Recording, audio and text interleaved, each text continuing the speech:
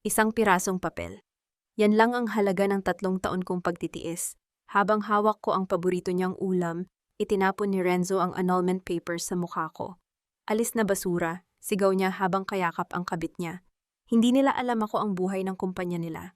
Sa pag-alis ko, tapos na ang laro. Handa na ba kayong mawalan ng lahat? Sino nga ba ang tunay na reyna? Huwag mo na akong tignan ng ganyan, Amara. Pirpirmahan mo ang annulment papers na yan o ipapakaladkad kita palabas ng mansyong ito na parang basurang nakakasagabal sa paningin ko.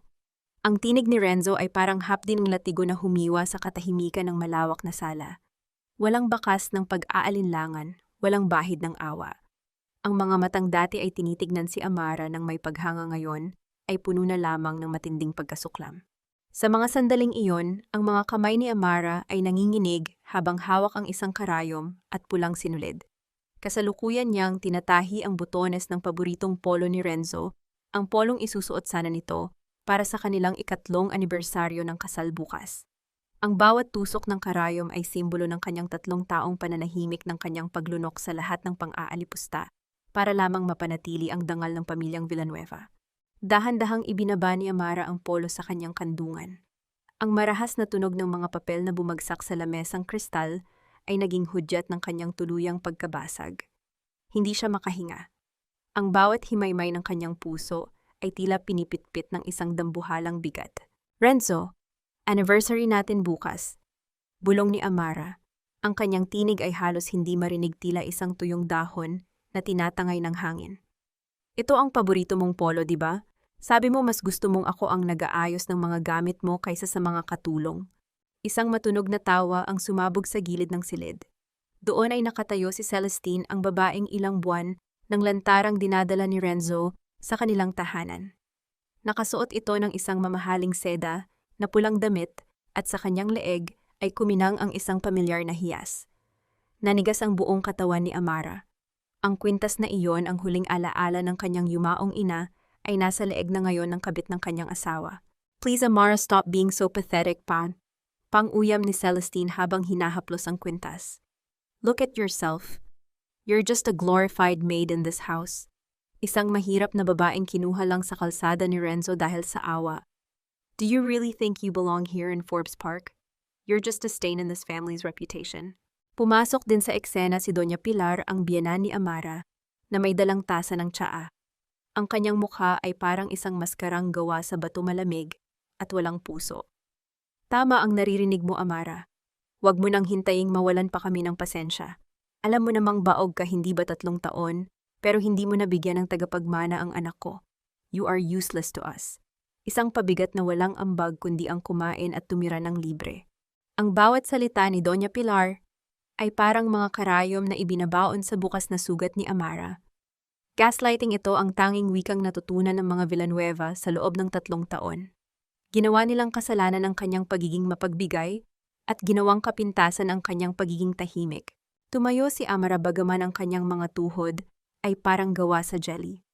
Tumingin siya ng diretso sa mga mata ni Renzo, naghahanap ng kahit katiting na anino ng lalaking pinangakuan siyang poprotektahan sa harap ng dambana. Pero wala na doon si Renzo. Ang kaharap niya ay isang estranghero na ang tanging hangad ay sirain ang kanyang pagkatao. Ganun na lang ba yun, Renzo? Tanong ni Amara habang ang isang luha ay dahan-dahang gumugulong sa kanyang pisngi. Ang lahat ng sakripisyo ko, ang lahat ng gabing hindi ako natutulog para alagaan ka noong may sakit ka, ang lahat ng pagtitiis ko sa pang-aapi ng pamilya mo, basura na lang lahat. Lumapit si Renzo at hinawakan ng mahigpit ang braso ni Amara sapat na para mag-iwan ng marka. You don't get it, don't you? Utang mo sa amin ang buhay mo. Kung hindi dahil sa tatay ko, malamang ay namamalimos ka pa rin sa kanto. Now sign the papers and get out. Gusto kong bago mag-umaga wala na kahit anino mo rito sa bahay ko. Celestine and I are starting a family, and there's no room for a failure like you. Binitiwan ni Renzo ang braso ni Amara ng may pandidiri. Sa isang mabilis na galaw, kinuha ni Amara ang panulat. Ang kanyang kamay ay hindi na nanginginig. May isang bagay na namatay sa loob niya sa mga sandaling iyon, at sa pagkamatay na iyon ay may isinilang na isang matinding apoy, isang pirma, mabilis at direkta. Ang tunog ng dulo ng panulat sa papel ay tila isang hatol ng kamatayan para sa nakaraan. Inalis ni Amara ang kanyang singsing sa kasal. Ang gintong bilog na iyon, na dati ay simbolo ng kanyang pangarap ngayon, ay tila isang kadena na sa wakas ay naputol. Ilinapag niya ito sa ibabaw ng annulment papers. Aalis ako, Kate. Oh, sabi ni Amara. Wala na ang panginginig sa kanyang boses. Ang kanyang paningin ay nanatiling nakapako sa kwintas na suot ni Celestine. Pero tandaan niyo ito, ang lahat ng meron kayo ngayon, ang lahat ng ginhawang tinatamasa niyo, ay nakatayo sa isang pundasyong hindi niyo alam kung kanino galing. Once the foundation is gone, everything will crumble. Anong sinasabi mo, Bula? Bulyaw ni Doña Pilar. Layas, huwag mo kaming takutin ng mga walang kwenta mong salita. Hindi na lumingon si Amara.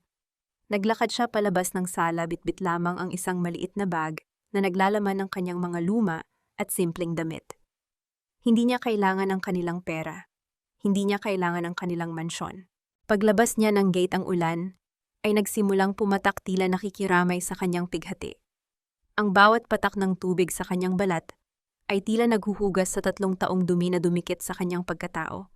Sa kanto ng kalsada malayo sa paningin ng mga Villanueva, isang itim na luxury car ang dahan-dahang huminto sa kanyang tapat. Bumaba ang salamin ng kotse at isang lalaking may matatalas na mata at kagalang-galang na tindig ang tumingin sa kanya nang may pag-aalala. Si Darius Alcantara. Chairwoman. Sabi ni Darius, ang kanyang tinig ay puno ng galang at lungkot. The board is waiting. The paperwork for the withdrawal of investment from Villanueva Group is ready for your final approval. Tumingin si Amara sa madilim na mansyong iniwan niya. Ang mga ilaw doon ay tila mga mata ng isang halimaw na unti-unti nang nauubusan ng lakas. Hinawakan niya ang kanyang dibdib, kung saan nararamdaman pa rin niya ang hapdi ng bawat salitang binitawan ni Renzo. Isara mo ang lahat ng pintuan, Darius, utos ni Amara, habang sumasakay sa loob ng kotse. Huwag mong ititira kahit ang bintana. Gusto kong maramdaman nila kung paano mawalan ng hangin. Habang umaandar ang sasakyan palayo, isang tanong ang paulit-ulit na humahampas sa isipan ni Amara, isang tanong na magiging mitya ng bagong yugto ng kanyang buhay. Hanggang kailan kaya tatagal ang inyong mga ngiti? Kapag nalaman ninyong ang babaeng tinawag ninyong basura, ang siyang nagmamay-ari ng hangin, na inyong hininga, wala na. Ang huling piraso ng alaala ni Ina ninakaw na rin nila. Ang bulong na ito ni Amara ay tila isang sumpa na lumutang sa loob ng madilim na silid. Hawak niya ang isang maliit na pelus na kahon, kulay itim at luma na, ngunit wala na itong laman. Doon nakatago ang isang gintong bracelet na may maliliit na hiyas, ang tanging bagay na naiwan sa kanya ng kanyang ina bago ito pumanaw. Para kay Amara, hindi iyon alahas. Iyon ang kanyang lakas, ang kanyang tanging ugnayan sa isang nakaraang puno ng pagmamahal. Dahan-dahang bumukas ang pinto ng silid at pumasok si Kiara, ang bunsong kapatid ni Renzo. May bitbit itong bagong biling designer bag at may ngisi sa kanyang mga labi na tila nanunukso. Amoy na amoy ni Amara ang alak sa hininga nito, isang palatandaan. Nagaling na naman ito sa isang magdamagang party. Naghahanap ka ba ng kung ano, Amara? Tanong ni Kiara, habang marahas na ibinabagsak ang sarili sa kama ni Amara. Kung yung luma at baduy na bracelet ang hinahanap mo, huwag ka nang mag-abala. Ibinenta ko na yun sa isang sanglaan kahapon. Mas kailangan ko ng panggastos sa club kaysa mabulok lang ang basurang yun sa cabinet mo. Parang tumigil ang pag-ikot ng mundo ni Amara. Ang kanyang mga daliri ay bumaon sa telang pelus ng kahon hanggang sa mamuti ang kanyang mga kuko. Basura, Kiara, alam mong yan lang ang tanging alaala ko sa nanay ko. Paano mo nagawang ibenta ang isang bagay na hindi sa'yo? Isang malakas na halakhak ang isinagot ni Kiara. Sa amin ka nakatira, Amara. Lahat ng dumi sa bahay na ito pag-aari namin. At dahil wala ka namang pambayad ng renta o pangkain, itinuring ko na lang yung bracelet na bayad mo sa amin. Ang pangit nga ng presyo, mukhang peke pa ang mga bato. Buti nga may bumili pa. Sa pintuan sumulpot ang anino ni Doña Pilar. Nakataas ang kanyang kilay, ang kanyang mukha ay puno ng panghuhusga, habang pinagmamasdan ang naglulunod na emosyon ni Amara. Huwag kang gumagawa ng eksena rito, Amara. Tama lang ang ginawa ni Kiara. Sa hirap ng buhay ngayon, hindi namin kailangan ng mga sentimental na basura sa loob ng mansyong ito. Isipin mo na lang na nakatulong ka sa pamilya sa unang pagkakataon sa loob ng 3 taon. Ang bawat salita ni Doña Pilar ay parang isang mabigat na sapatos na tumatapak sa huling hibla ng pagtitimpi ni Amara. Naramdaman niya ang pag-akyat ng isang mainit na likido sa kanyang lalamunan, hindi luha kundi isang mapait na galit na matagal niyang kinulong. Ang utang na loob na palaging isinusumbat sa kanya ay naging isang malaking biro. Sila ang may utang sa kanya. Sila ang nakikinabang sa lihim niyang mga sakripisyo, ngunit sila pa ang may ganang magnakaw sa kanya. Nakatulong. Mahinang tanong ni Amara habang unti-unting tumatayo at tinitignan ang mag-inang Villanueva. 3 taon kong nilunok ang lahat ng pang-iinsulto nyo. 3 taon kong pinagsilbihan ang bawat luho nyo na parang alipin. At ngayon pati ang huling alaala ng aking ina kinuha nyo pa. Lalong lumawak ang ngisi ni Kiara. Bakit lalaban ka ba? Ano ang gagawin mo iiyak sa harap ni Kuya Malasmo dahil mas naniniwala si Kuya sa akin kaysa sa isang pulubing katulad mo? Tinalikuran sila ni Amara. Hindi para umiyak kundi para kuhanin ang kanyang lumang pitaka sa ilalim ng unan. Doon sa isang nakatagong bulsa ay may isang itim na card na may gintong tatak ng Sarmiento Global.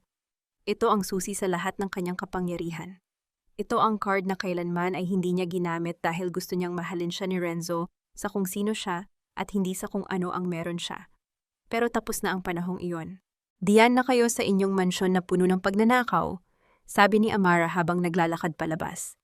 Ang bawat hakbang niya sa pasilyo ay tila yanig ng isang paparating na lindol. Ang bawat sentimong nakuha mo sa bracelet na yun, Kiara, sisiguraduhin kong babayaran mo ng buo. Hindi lang pera kundi ang kalayaan mo. Hambog, sigaw ni Doña Pilar mula sa likuran. Wala kang mapupuntahan.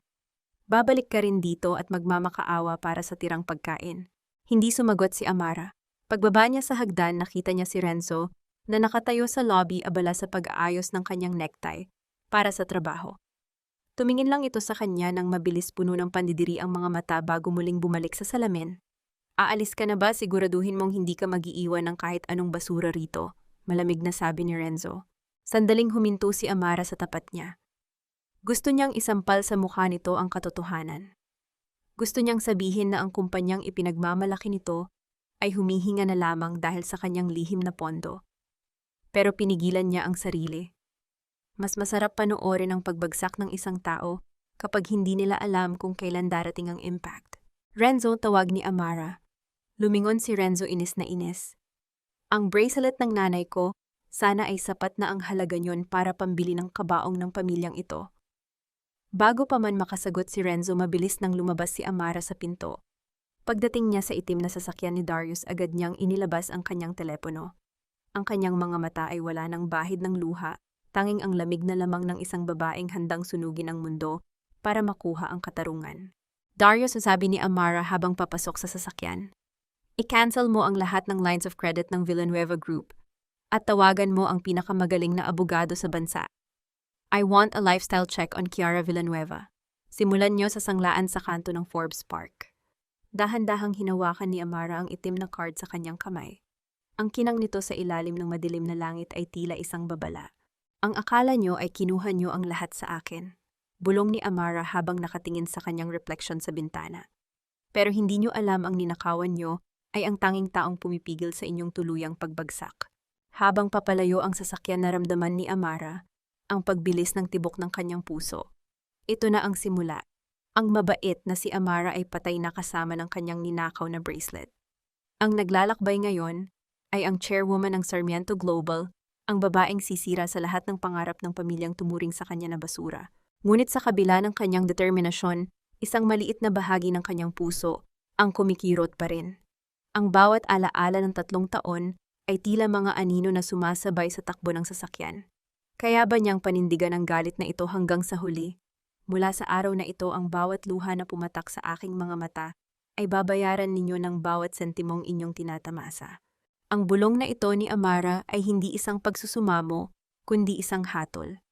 Habang ang itim na sasakyan ay dahan-dahang humihinto sa harap ng naglalakihang mga gusali ng Makati, tinitigan ni Amara ang kanyang refleksyon sa bintana. Ang babaeng nakikita niya ay suot pa rin ang isang kupasing cotton dress na binili niya sa Tiangge ang mga tsinelas niyang manipis na ang swelas ay basa pa ng ulan. Ngunit sa likod ng mga matang iyon ay may apoy na hindi kayang patayin ng kahit anong bagyo. Ang gusali ng Sarmiento Global Tower ay tila isang dambuhalang kristal na sumusungkit sa langit. Sa bawat gabi ng 3 taon, tinitingnan ito ni Amara mula sa bintana ng kusina ng mga Villanueva habang naghuhugas siya ng mga pinagkainan nila. Noon isa lamang itong malayong pangarap na kailangan niyang isantabi para sa pag-ibig. Ngayon, ito na ang kanyang kuta. Sa pagpasok ni Amara sa lobby, ang katahimikan ay tila isang kumot na bumalot sa buong paligid. Ang mga gwardiyang dati ay sanay na makita ang mga matataas na opisyal na naka-Amerikana ay napatigagal. Ngunit nang makita nila ang lalaking naglalakad sa likuran ni Amara, si Darius Alcantara, ang pinakamakapangyarihang Chief Operating Officer sa bansa, ay sabay-sabay silang yumukod. "Good morning, Chairwoman." Ang boses ng halos 20 empleyado sa lobby ay umalingaw-ngaw puno ng takot at paggalang. Hindi huminto si Amara. Ang tunog ng kanyang mga tsinelas sa mamahaling marmol na sahig ay tila isang kakaibang ritmo, isang paalala na ang tunay na kapangyarihan ay hindi nasusukat sa suot na tela. Sumakay siya sa private elevator at sa bawat palapag na itinataas nito nararamdaman niya ang paglayo ng kanyang dating buhay. Pagbukas ng pinto sa ika-50 floor, ang Board of Directors ay nakatayo na sa paligid ng mahabang lamesang gawa sa mahogany. Halos lahat sila ay pawisan, hindi makapaniwala na ang misteryosong chairwoman na 3 taong nagpapatakbo ng kumpanya sa pamamagitan ng mga lihim na email ay nasa harap na nila. Chairwoman Sarmiento. Panimula ng isang matandang direktor, ang boses ay nanginginig. We were not informed of your personal arrival. Please maupo po kayo." Naupo si Amara sa dulo ng lamesa, ang upuan ng kapangyarihan. Inilapag niya ang kanyang lumang pitaka sa ibabaw ng lamesa, isang bagay na mukhang basura sa gitna ng mga mamahaling gadget at papeles. 3 taon simula ni Amara. Ang kanyang boses ay mahinhin ngunit may talim ng isang labaha. 3 taon akong nanahimik dahil naniwala ako na ang pamilya ay mas mahalaga kaysa sa pera. Pero nagkamali ako. May mga tao na ang tingin sa kabaitan ay kahinaan. May mga tao na kapag binigyan mo ng lahat, ang kukunin pa ay ang iyong dangal. Huminga ng malalim si Amara at sa kanyang isipan ay naglaro ang mukha ni Renzo nang isampal nito ang annulment papers. "Darius, ipakita mo ang report sa Villanueva Group." Isang malaking screen ang bumukas. Lumitaw doon ang mga graph na kulay pula, lahat ay pabagsak. "The Villanueva Group has been surviving through our subcontracts and hidden subsidies for 36 months, paliwanag ni Darius. "Without our support, they are practically bankrupt in 48 hours. Isang mapait na ngiti ang sumilay sa mga labi ni Amara. 48 hours masyadong matagal. Gusto kong maramdaman nila ang lamig ng ulan na naramdaman ko kagabi. Tumingin siya ng diretso sa mga direktor. First order ay cancel ang lahat ng purchase orders natin sa kanilang kumpanya. Ngayon din, second, bawiin ang lahat ng equipment na nakalis sa kanila. At ang pinaka-importante, tawagan niyo ang lahat ng bangko. Sabihin niyo ang Sarmiento Global ay hindi na garantor ng kanilang mga utang." Pero Chairwoman, pag-aalala ng isa sa mga direktor, daan-daang pamilya ang maaapektuhan kung guguho ang Villanueva Group ng ganoon kabilis. "Huwag kayong mag-alala sa mga manggagawa." Sagot ni Amara, ang kanyang mga mata ay kasing lamig ng yelo. "Sarmiento Global will absorb all the honest employees. Ang tanging mawawalan ay ang mga taong nasa tuktok, ang mga taong akala ay hari sila dahil sa perang hindi naman kanila." Pagkatapos ng meeting, naiwan sina Amara at Darius sa loob ng opisina. Lumapit si Darius at nag-abot ng isang baso ng mainit na tsaa. "Are you okay, Amara? Pwede naman nating gawin ito ng dahan-dahan." Umiling si Amara. "Darius, alam mo ba kung anong mas masakit sa sampal? Yung makita mo ang asawa mo na ibinibigay ang alaala ng nanay mo sa ibang babae. Yung pagsilbihan mo sila ng buong puso, pero ituring kang aso." Tumayo siya at lumapit sa malawak na bintana kung saan tanaw ang buong lungsod ng Manila. Sa malayo, nakikita niya ang maliit na tuldok ng mansyon ng mga Villanueva. "Gusto kong mapanood ang unti-unti nilang pagguho, Darius. Gusto kong makita ang sandali na hihingi sila ng tawad, hindi dahil nagsisisi sila kundi dahil wala na silang makain." Biglang tumunog ang telepono ni Amara. Isang unregistered number. Sinagot niya ito ng walang imik. "Amara, nasaan ka bang, babae ka?" Ang boses ni Renzo ay umalingaw-ngaw mula sa kabilang linya puno ng galit at panic. Bakit tumawag ang bangko? Bakit ayaw tanggapin ang mga card namin? Anong ginawa mo ha? Magnanakaw ka ba? May kinuha ka ba bago ka umalis? Isang mahinang tawa ang kumawala sa mga labi ni Amara. Magnanakaw Renzo, tignan mo ang paligid mo. Tignan mo ang kumpanya mo. Tignan mo ang singsing sa daliri ni Celestine. Ano bang sinasabi mo, umuwi ka rito, ayusin mo itong gulo sa bangko, kundi ipapakulong kita, sigaw ni Renzo. Renzo't mahinahong sabi ni Amara habang pinagmamasdan ang kanyang refleksyon sa salamin ng opisina. Ang gulo na nararamdaman mo ngayon. Simula pa lang yan. Ang bawat sentimong nawawala sa inyo ay kapalit ng bawat patak ng luha ko. Good luck, Renzo. Sabi mo nga basura ako, di ba? Ngayon tignan natin kung paano mabubuhay ang mga hari sa gitna ng basurahan. Ipinatong ni Amara ang telepono sa lamesa nang hindi hinihintay ang sagot ni Renzo. Tumingin siya kay Darius. Darius, ihanda ang imbitasyon para sa charity gala sa susunod na linggo. Gusto kong nandoon ang mga Villanueva. Gusto ko silang makita sa gitna ng mga taong kinamumuhian nila habang suot ang kanilang mga peking ngiti at hiram na dangal. Ngunit sa kabila ng kanyang matigas na pananalita, dahan-dahang hinawakan ni Amara ang kanyang kaliwang daliri kung nasaan dati ang kanyang singsing. Naroon pa rin ang marka, isang maputlang linya sa kanyang balat. Isang marka ng sakit na hindi kayang burahin ng anumang kayamanan. Sapat na nga ba ang paghihiganti para gamutin ang isang pusong durog na durog? O baka naman ang apoy na sinimulan niya ay siya ring susunog sa huling bakas ng kanyang pagkatao. Hindi po pwedeng gamitin ang card na ito, madam. Decline po ang transaction. Ang boses ng waiter ay mahina, ngunit sa pandinig ni Doña Pilar, tila ito ay isang pagsabog ng kanyon sa gitna ng matahimik at mamahaling restaurant. Ang kanyang mga kaibigang socialite na kanina lang ay nakikinig sa kanyang pagyayabang tungkol sa bagong mansyon na balak nilang bilhin, ay biglang nagkatahimikan. Ang mga kubyertos na ginto ay tila naging mabigat sa kanilang mga kamay, habang ang lahat ng mata ay nakapako sa itim na card na hawak ng waiter. Anong decline? Imposible. Pulyaw ni Doña Pilar habang pilit na itinatago ang panginginig ng kanyang mga daliri. Baka sira ang machine nyo. Do you know who I am? I am the matriarch of the Villanueva family. Subukan mo ulit. Muling sinubukan ng waiter, ngunit ang resulta ay ganoon pa rin. Isang malamig na katahimikan ang bumalot sa lamesa. Ang bawat sulyap ng kanyang mga kaibigan na dati ay puno ng pagsamba ngayon ay may halong pangungutya at mapait na kuryosidad. I'm so sorry, Madam Pilar. Baka naman nakalimutan lang pondohan ni Renzo ang account bulong ng isa niyang kaibigan. Ngunit ang tono nito ay halatang may halong kagalakan sa nakikitang kahihiyan ng matanda. Sa kabilang bahagi ng lungsod sa loob ng opisina ng Villanueva Group, ang hangin ay tila nauubos. Hindi magkamayaw si Renzo sa pagsagot sa mga tawag.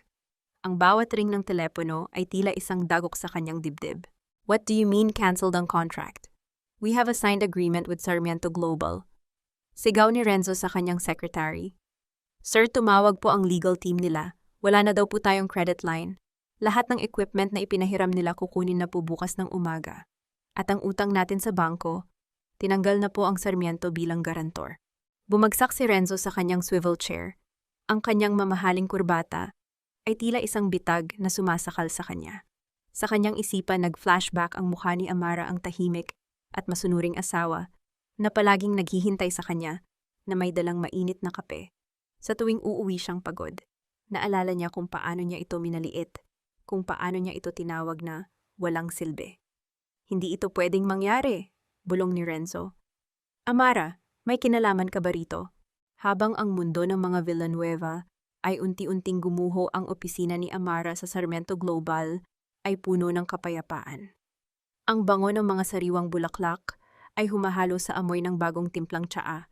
Sa ibabaw ng kanyang lamesa ay may isang bouquet ng puting liryo, isang simbolo ng kadalisayan at bagong simula. Isang maliit na card ang nakasingit sa mga bulaklak. Isang titik lamang ang nakasulat doon, D. Pumasok si Darius sa silid, bitbit ang isang folder. Huminto siya nang makitang hinahaplos ni Amara ang mga talulot ng bulaklak.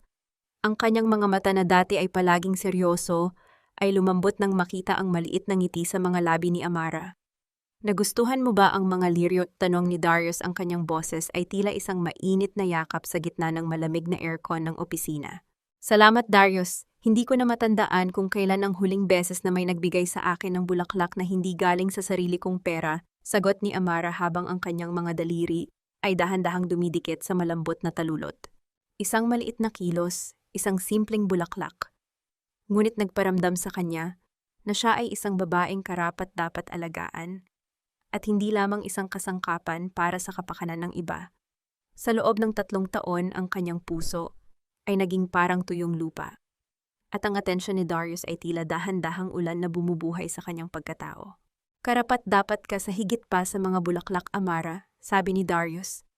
Habang dahan-dahang inilalapag ang kanyang kamay sa ibabaw ng lamesa, malapit sa kamay ni Amara, pero hindi humahawak isang distansyang puno ng respeto at lihim na kuryente. Ang kumpanya ng mga Villanueva ay nagsisimula na ring maramdaman ng bigat. Si Doña Pilar ay napahiya sa harap ng kanyang mga kaibigan kanina sa restaurant. Huminga ng malalim si Amara. Walang saya sa kanyang mukha nang marinig ang balita, kundi isang pagtanggap na ang katarungan ay dahan-dahan nang dumarating.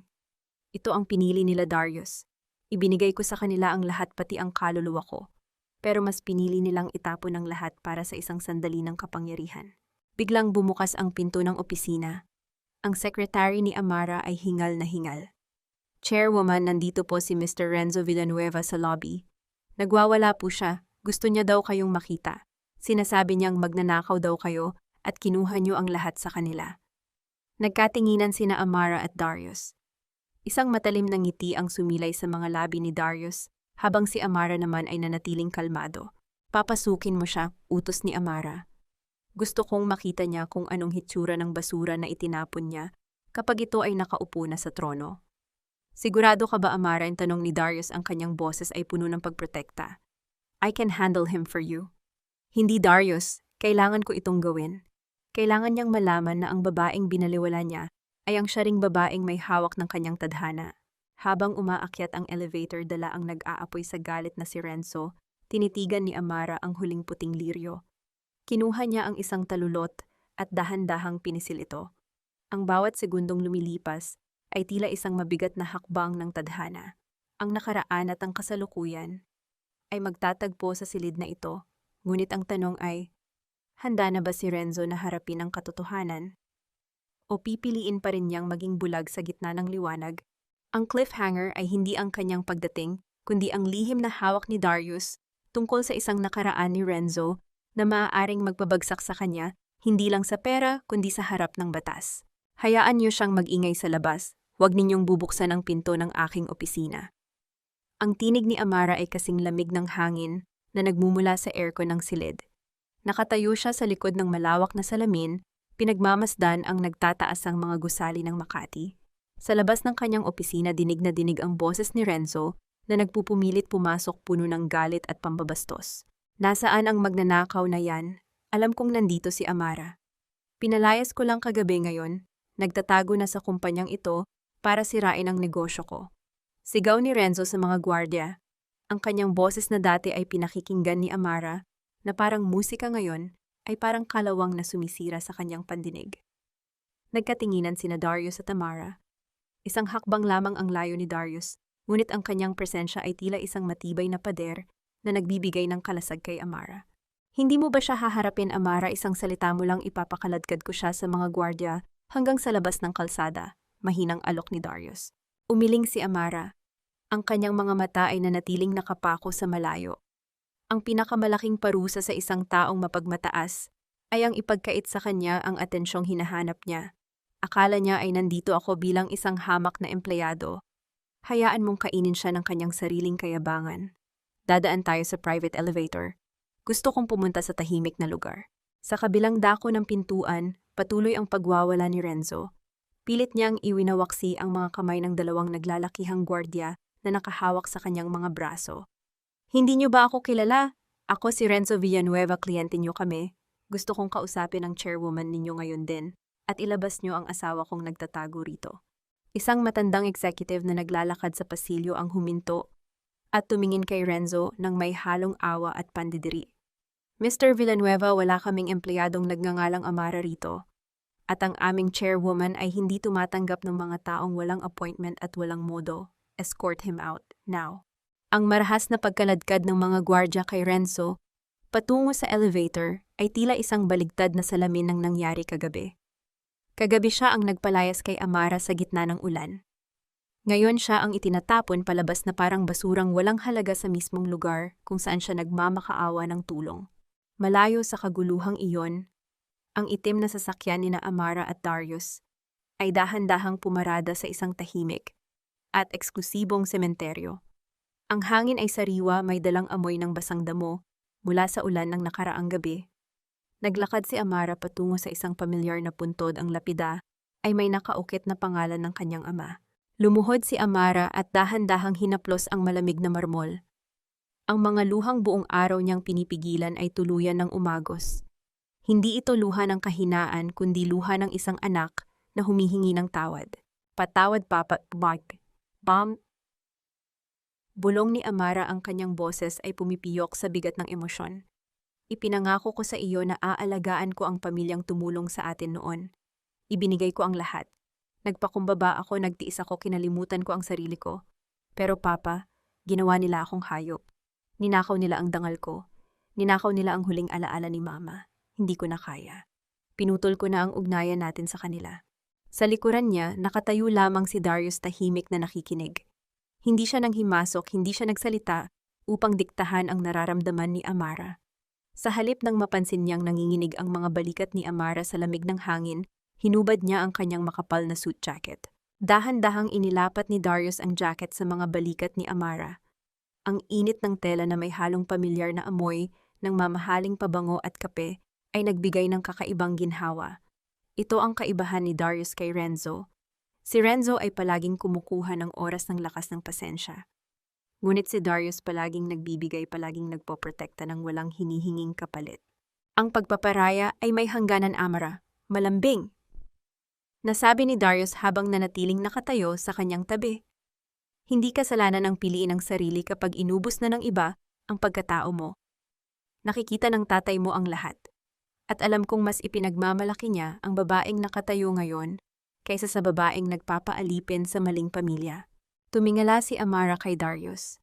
Sa unang pagkakataon matapos ang matagal na panahon, naramdaman niya ang tunay na kaligtasan. Walang mali siya, walang paghuhusga.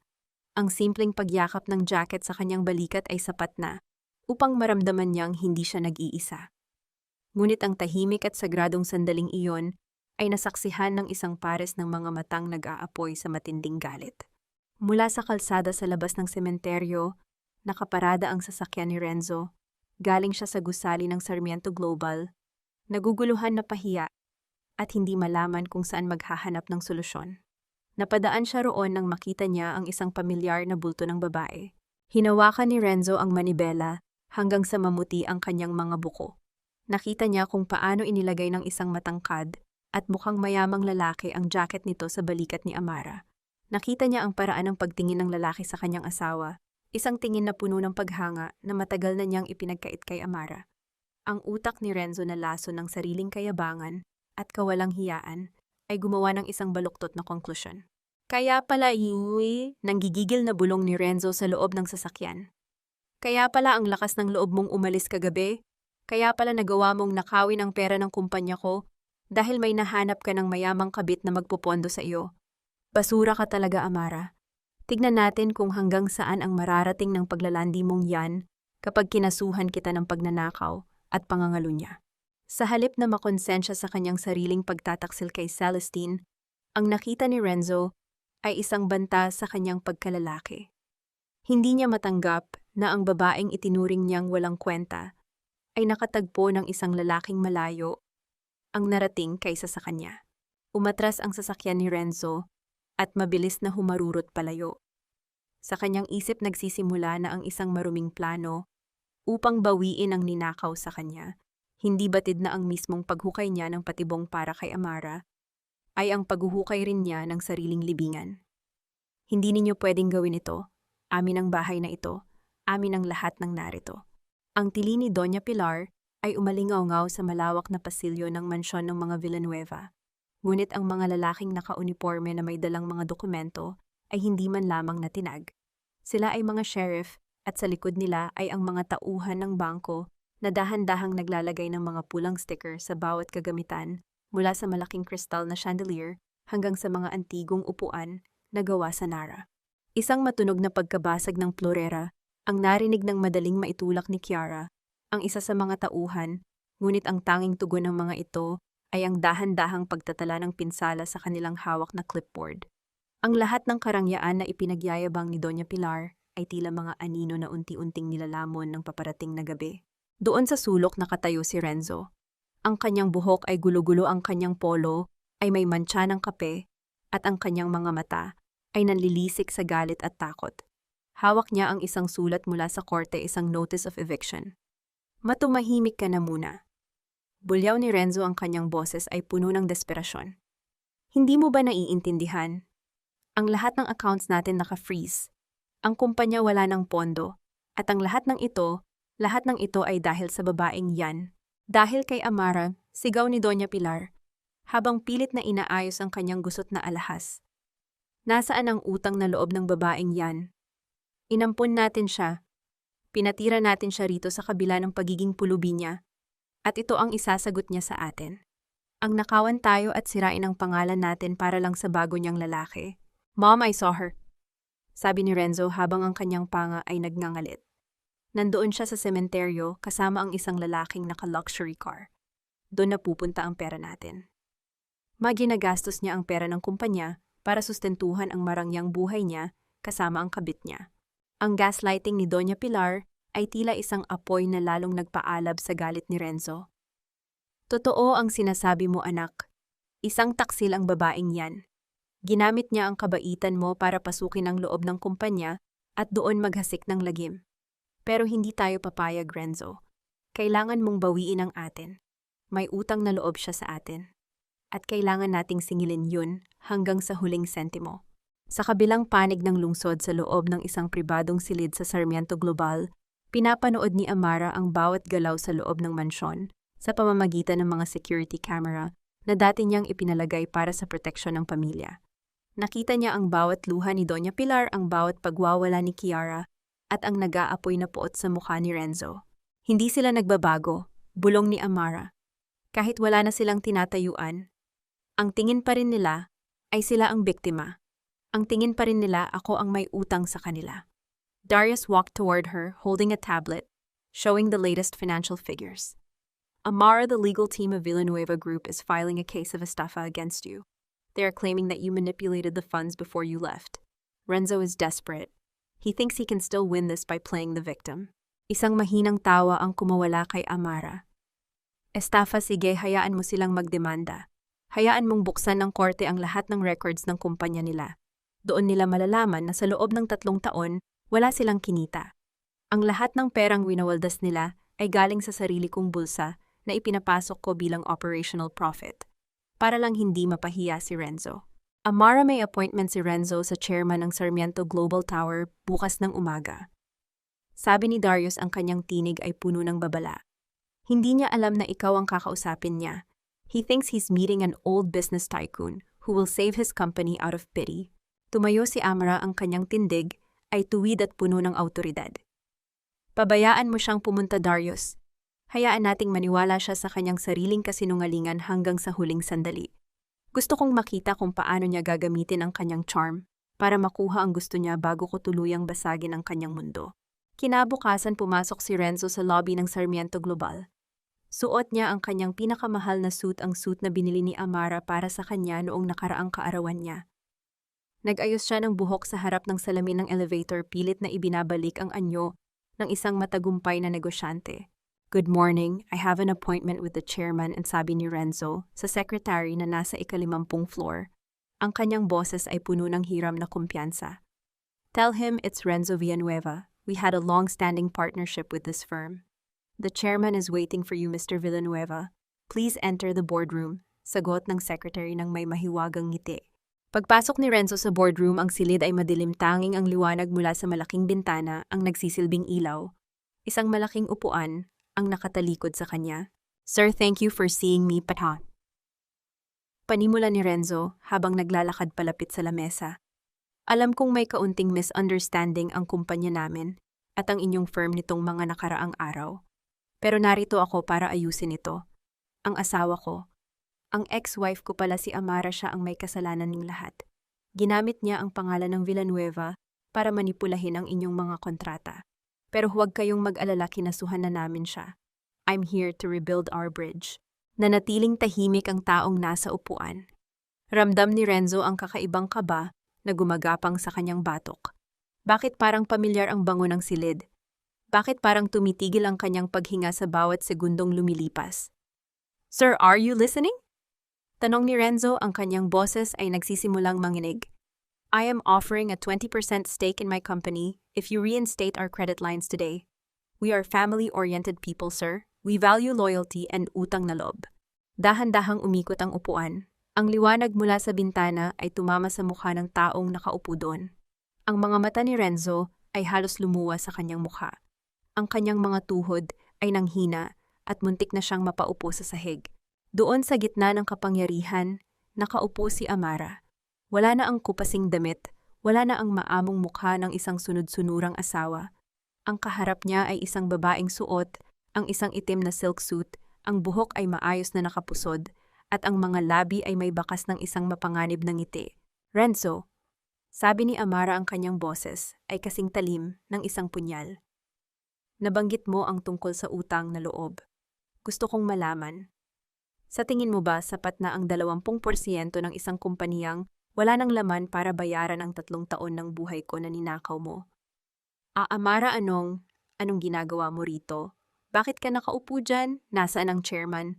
Sigaw ni Renzo, pilit na itinatago ang kanyang matinding takot sa pamamagitan ng galit. Ako ang chairman, Renzo. Ako ang nagpatayo ng kumpanyang ito bago pa man tayo ikasal. At ako rin ang taong lihim na nagpapakain sa pamilya mo sa loob ng 3 taon. Dahil akala ko balang araw, matututunan mo rin akong mahalin, sagot ni Amara, habang dahan-dahang tumatayo at lumalapit sa kanya. Kinuha ni Amara ang isang folder at itinapon ito sa tapat ni Renzo. Diyan nakasulat ang lahat. Ang bawat kontratang nakuha mo, ang bawat utang na nabayaran mo, lahat yan galing sa akin. Hindi dahil sa galing mo, kundi dahil sa awa ko. Napahawak si Renzo sa gilid ng lamesa. Ang bawat salita ni Amara ay parang isang sampal na gumigising sa kanya mula sa isang mahabang panaginip. Ang kanyang ego, ang kanyang dangal, bilang lalaki ay tuluyan ng nadurog sa harap ng babaeng palagi niyang minamaliit. So, pinaglalaruan mo lang ako, bulong ni Renzo, habang ang kanyang mga mata ay nagsisimulang mamula sa galit. Pinanood mo kaming maghirap. Pinanood mo kaming mawalan ng lahat habang nakaupo ka rito sa itaas. Hindi ko kayo pinanood maghirap, Renzo. Hinayaan ko lang kayong harapin ang realidad na kayo mismo ang gumawa, sagot ni Amara. At ang kaso na isinampa nyo sa akin. Pakiusap, ituloy nyo. Gusto kong makita ng buong mundo kung paano winaldas ng isang pamilyang mapagmataas ang perang hindi naman sa kanila. Biglang tumunog ang telepono ni Renzo sa loob ng kanyang bulsa. Ito ay mula sa kanyang ina. Nang sagutin niya ito, ang tinig ni Doña Pilar ay puno ng matinding takot at iyak. Renzo, bumalik ka rito. Ang mga pulis, dinala nila si Kiara. Sinasabi nilang may kinalaman daw siya sa malaking ilegal na transaksyon sa kumpanya ni Amara. Tulungan mo kami, Renzo. Tumingin si Renzo kay Amara na ngayon ay tahimik na bumalik sa kanyang upuan at kinuha ang isang panulat. This is just the beginning, Renzo's malamig na sabi ni Amara. Nabanggit mo kahapon na gusto mong kuhanin ang lahat sa akin, di ba? Ngayon sisiguraduhin kong kahit ang pangalan nyo ay hindi na ninyo gugustuhing gamitin pa. Ang bawat segundong katahimikan sa loob ng boardroom ay tila isang sumpa. Si Renzo ay nakatayo sa harap ng babaeng dati ay pag-aari niya, ngunit ngayon ay siya na ang may-ari ng kanyang tadhana. Ang kanyang hinaharap ay kasing dilim ng mga anino sa labas ng bintana. Anong ibig sabihin nito, Celestine? Bakit nakaimpake ang mga gamit mo? Ang tinig ni Renzo ay galing sa ilalim ng kanyang lalamunan basag at puno ng hindi maipaliwanag na takot. Kakauwi lang niya mula sa opisina ni Amara, isang paglalakbay na tuluyang sumira sa kanyang pagkatao. Ngunit ang nadatnan niya sa loob ng kanilang naghihingalong mansyon ay isa pang mas matinding dagok. Sa gitna ng sala kung saan nakakalat ang mga karton at sticker ng bangko, nakatayo si Celestine. Hawak nito ang 2 malalaking maleta na gawa sa mamahaling balat. Ang suot nitong alahas ang kwintas ni Amara ay kumikinang sa ilalim ng madilim na ilaw ng sala. Wala na sa mukha nito ang tamis at lambing na dati ay ginagamit niya para paikutin si Renzo. Hindi ba halata, Renzo, aalis na ako? Ayokong madamay sa paglubog ng barko nyo, sagot ni Celestine. Ang kanyang boses ay malamig, walang bakas ng pag-ibig na ipinangako niya noong nakaraang gabi. Pero kailangan kita ngayon. Inaresto si Kiara ang mga accounts ko tuyo na si Amara. Si Amara ang may-ari ng Sarmiento Global, Celestine. Pinaglaruan niya lang tayo. Halos isigaw ni Renzo ang bawat salita, umaasang makakakuha siya ng simpatiya mula sa babaeng naging dahilan ng pagtataksil niya. Isang matalim at nakakainsultong tawa ang pinakawalan ni Celestine. Dahan-dahan siyang lumapit kay Renzo at tinitigan ito ng diretso sa mga mata. Alam ko, Renzo. Alam ko simula pa kanina. At sa tingin mo ba mananatili ako rito para magdusa kasama ang isang lalaking wala ng pera at wala ng silbi? I stayed because of the Villanueva name and the money. Ngayong basura na ang pangalan nyo, bakit pa ako magtatagal? Basura, bulong ni Renzo. Tila tumigil ang pagtibok ng kanyang puso. Ibinigay ko ang lahat sa'yo, iniwan ko si Amara dahil sa'yo. Pinanood ko siyang masaktan dahil ang sabi mo ako ang mahal mo. You were just a stepping stone, Renzo, bulyaw ni Celestine, habang marahas na itinutulak ang kanyang maleta patungo sa pinto. At tungkol kay Kiara, huwag mo akong sisisihin. Siya ang tanga. Siya ang pumirma sa mga peking dokumento na ibinigay ko sa kanya para mailabas ang pondo ng kumpanya niyo patungo sa account ko. Siya ang mabubulok sa kulungan, hindi ako. Ang bawat salita ni Celestine ay parang isang marahas na sampal na gumigising kay Renzo sa katotohanan. Ang babaeng inakala niyang anghel ay siya palang ahas na dahan-dahang pumatay sa kanyang pamilya mula sa loob. Biglang pumasok si Doña Pilar mula sa kusina, ang kanyang buhok ay gulo-gulo at ang kanyang mukha ay puno ng luhang humalo sa makapal niyang makeup. Celestine, ibalik mo ang mga alahas ko. Nakita kita sa camera, kinuha mo ang relo ng asawa ko. Bitawan mo ako, matandang hukluban. Isang malakas na pagtulak ang ginawa ni Celestine kay Doña Pilar Sanhi upang mapaupo ang matanda sa sahig na gawa sa marmol. Walang nagawa si Renzo kundi panoorin ang kanyang ina na itinataboy ng babaeng mas pinili niya kaysa sa isang tapat na asawa.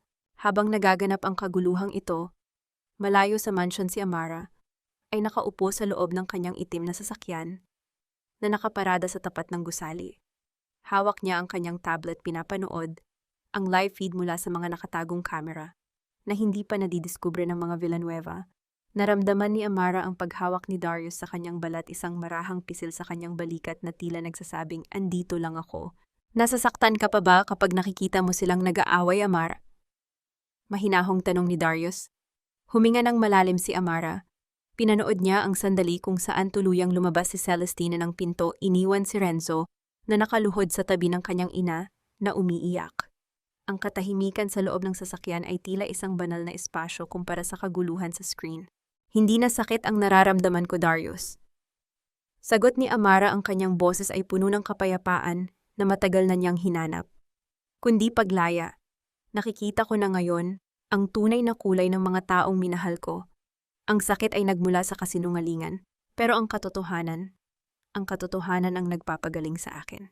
Kinuha ni Darius ang isang maliit na panyo at dahan-dahang pinahid ang isang luhang hindi na malayan ni Amara na pumatak mula sa kanyang mata. Hindi ito luha ng panghihinayang kundi luha ng pasasalamat dahil sa wakas natapos na ang mahabang gabi ng kanyang pagtitiis. You are stronger than you think, Amara, bulong ni Darius. And from now on, no one will ever treat you like a second option again.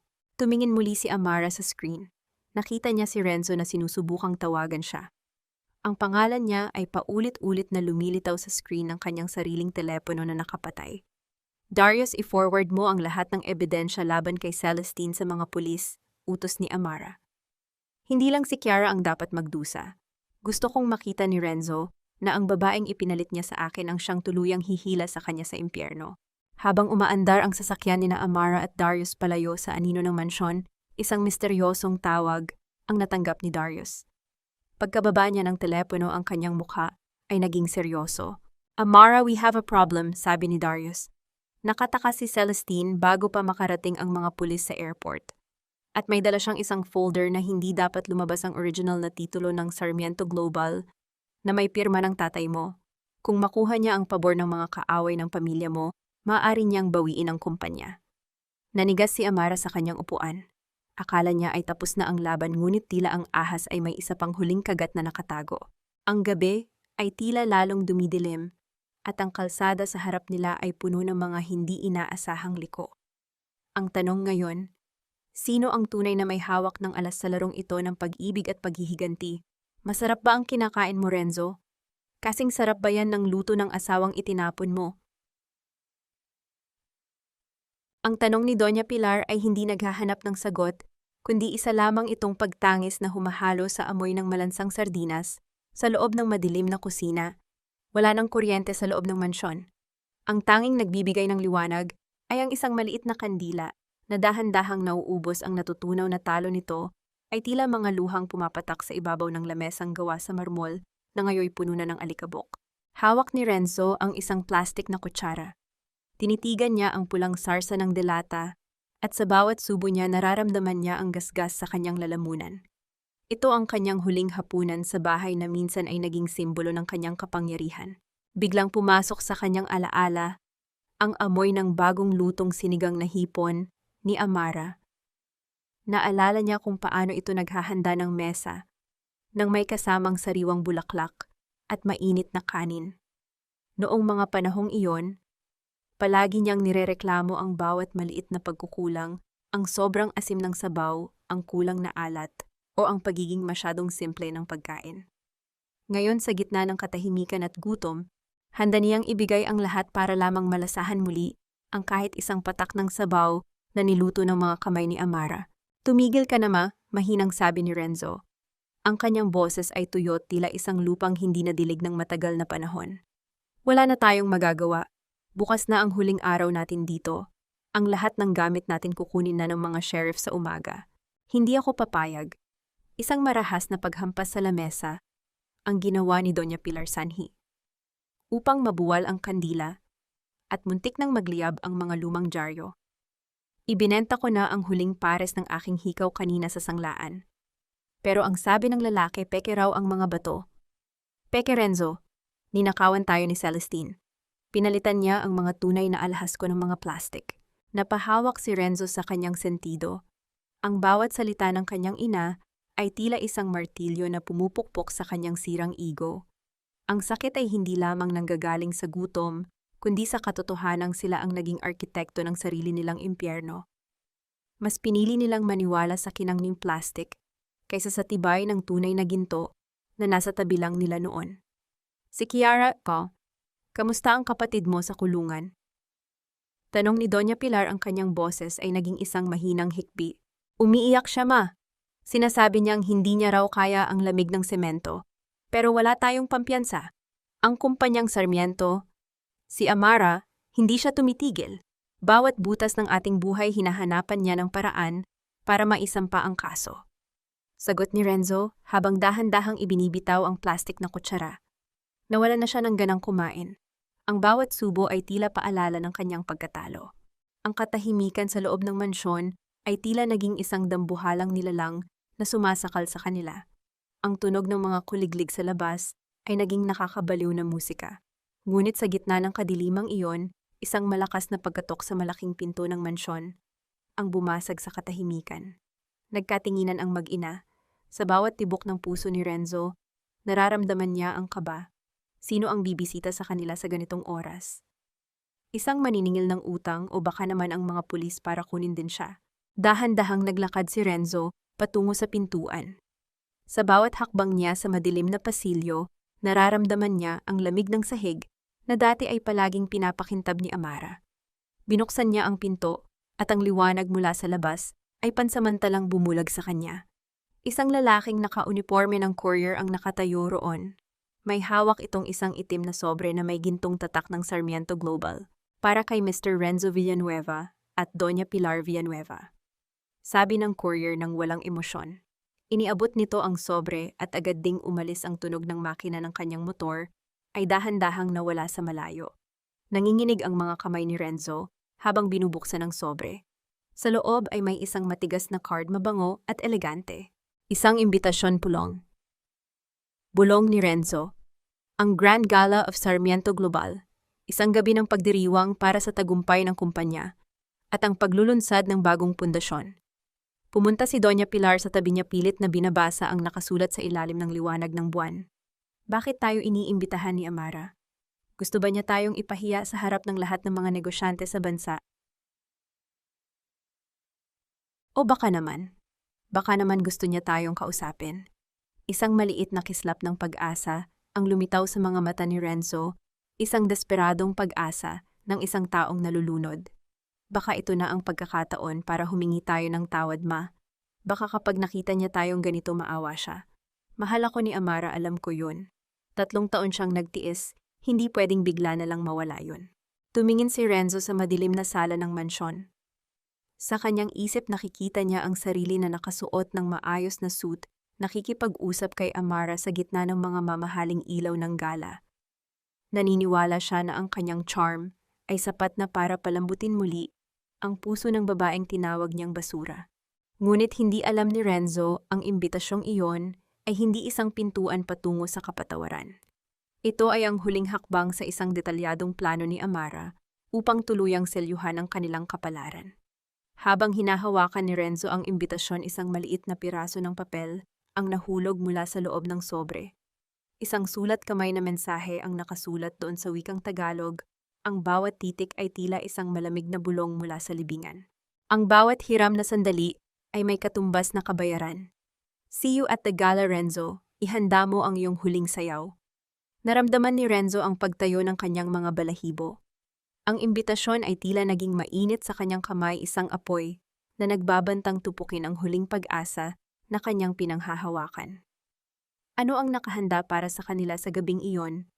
At sino ang lalaking nakatayo sa tabi ni Amara na handang tumapos sa laban na hindi kailanman ninais ni Renzo na simulan? Kuya, ilabas mo ako rito.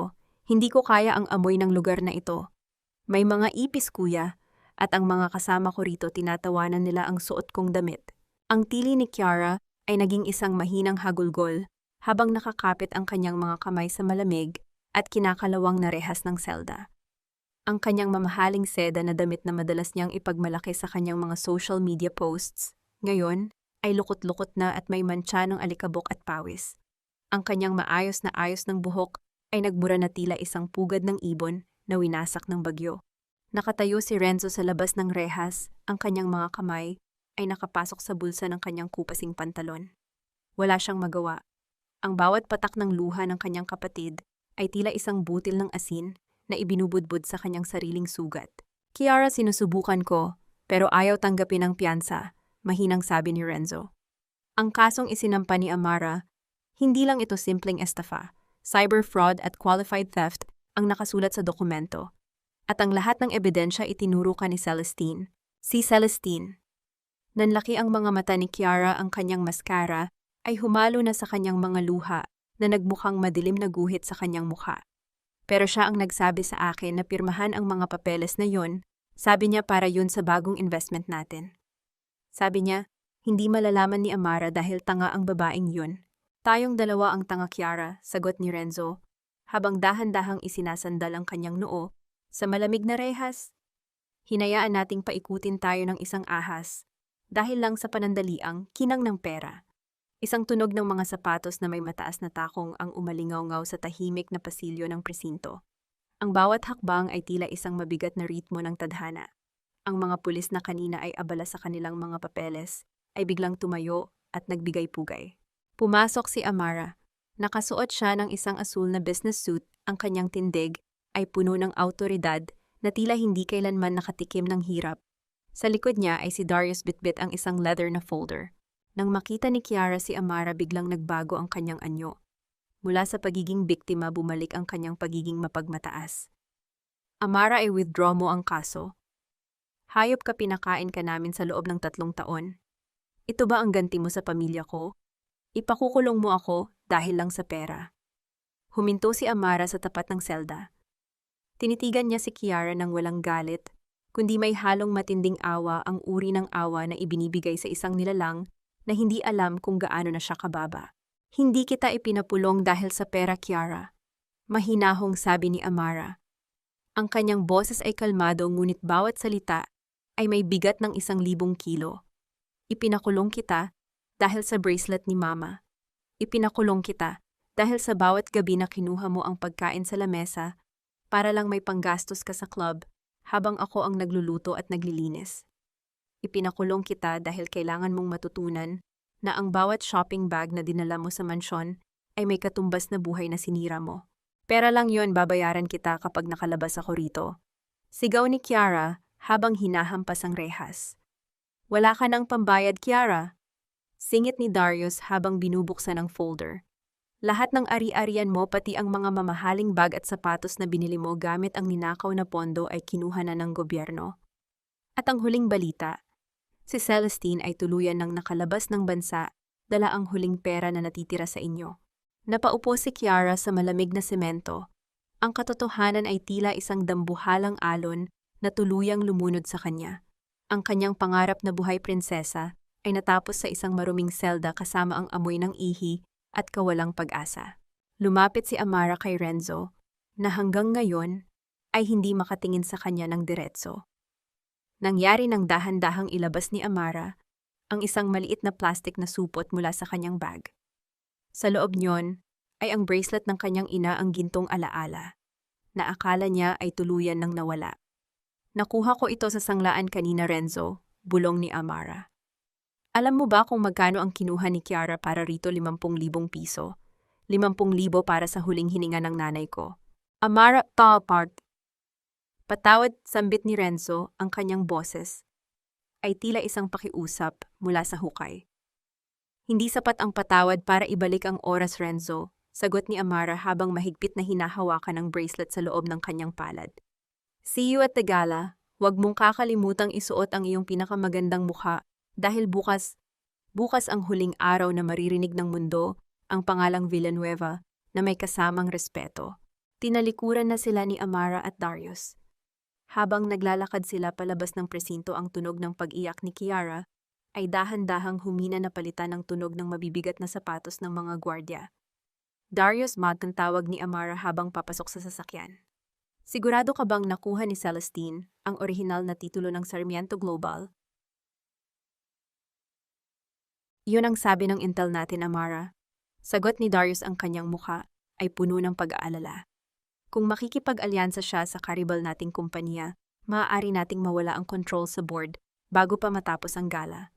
Kung ganoon, Katan, sabi ni Amara habang nakatingin sa kanyang bracelet na ngayoy kumikinang sa ilalim ng ilaw ng sasakyan. Hayaan nating isipin niyang nanalo siya. Ang ahas ay pinakamadaling hulihin kapag nakalabas na ang kanyang buong katawan mula sa lungga. Ngunit sa kabila ng kanyang tapang, naramdaman ni Amara ang panginginig ng kanyang mga kamay. May isang sikreto si Celestine na hindi pa niya alam. Isang sikretong maaaring magpabago sa tingin ni Amara kay Darius. Sino nga ba ang tunay na kakampi? At sino ang naghihintay lamang ng tamang sandali para itanim ang huling saksak sa likod? Akala mo ba kapag nakasuot ka na ng mamahaling alahas at nakaupo sa mataas na opisina, mabubura na ang katotohanang minahal mo ako? Amara, kilala kita. Kahit anong pagtatigas ng loob ang gawin mo, ikaw pa rin ang babaeng nagmakaawa sa akin na huwag kitang iwan. Ang boses ni Renzo ay puno ng maling kumpiyansa habang hinarang niya si Amara sa lobby ng Sarmiento Global. Ang kanyang mga mata ay nanunuri, tila naghahanap ng kahit kaunting bitak sa baluti ng kanyang dating asawa. Nakatayo siya doon, hindi bilang isang haring humihingi ng tulong, kundi bilang isang mangmamanipula na sinusubukang gamitin ang nakaraan bilang sandata. Kasalukuyang inaayos ni Amara ang kanyang suot na perlas na hikaw, isang simpleng kilos na nagpapakita ng kanyang pagiging kalmado sa gitna ng bagyo. Hindi man lang siya kumurap.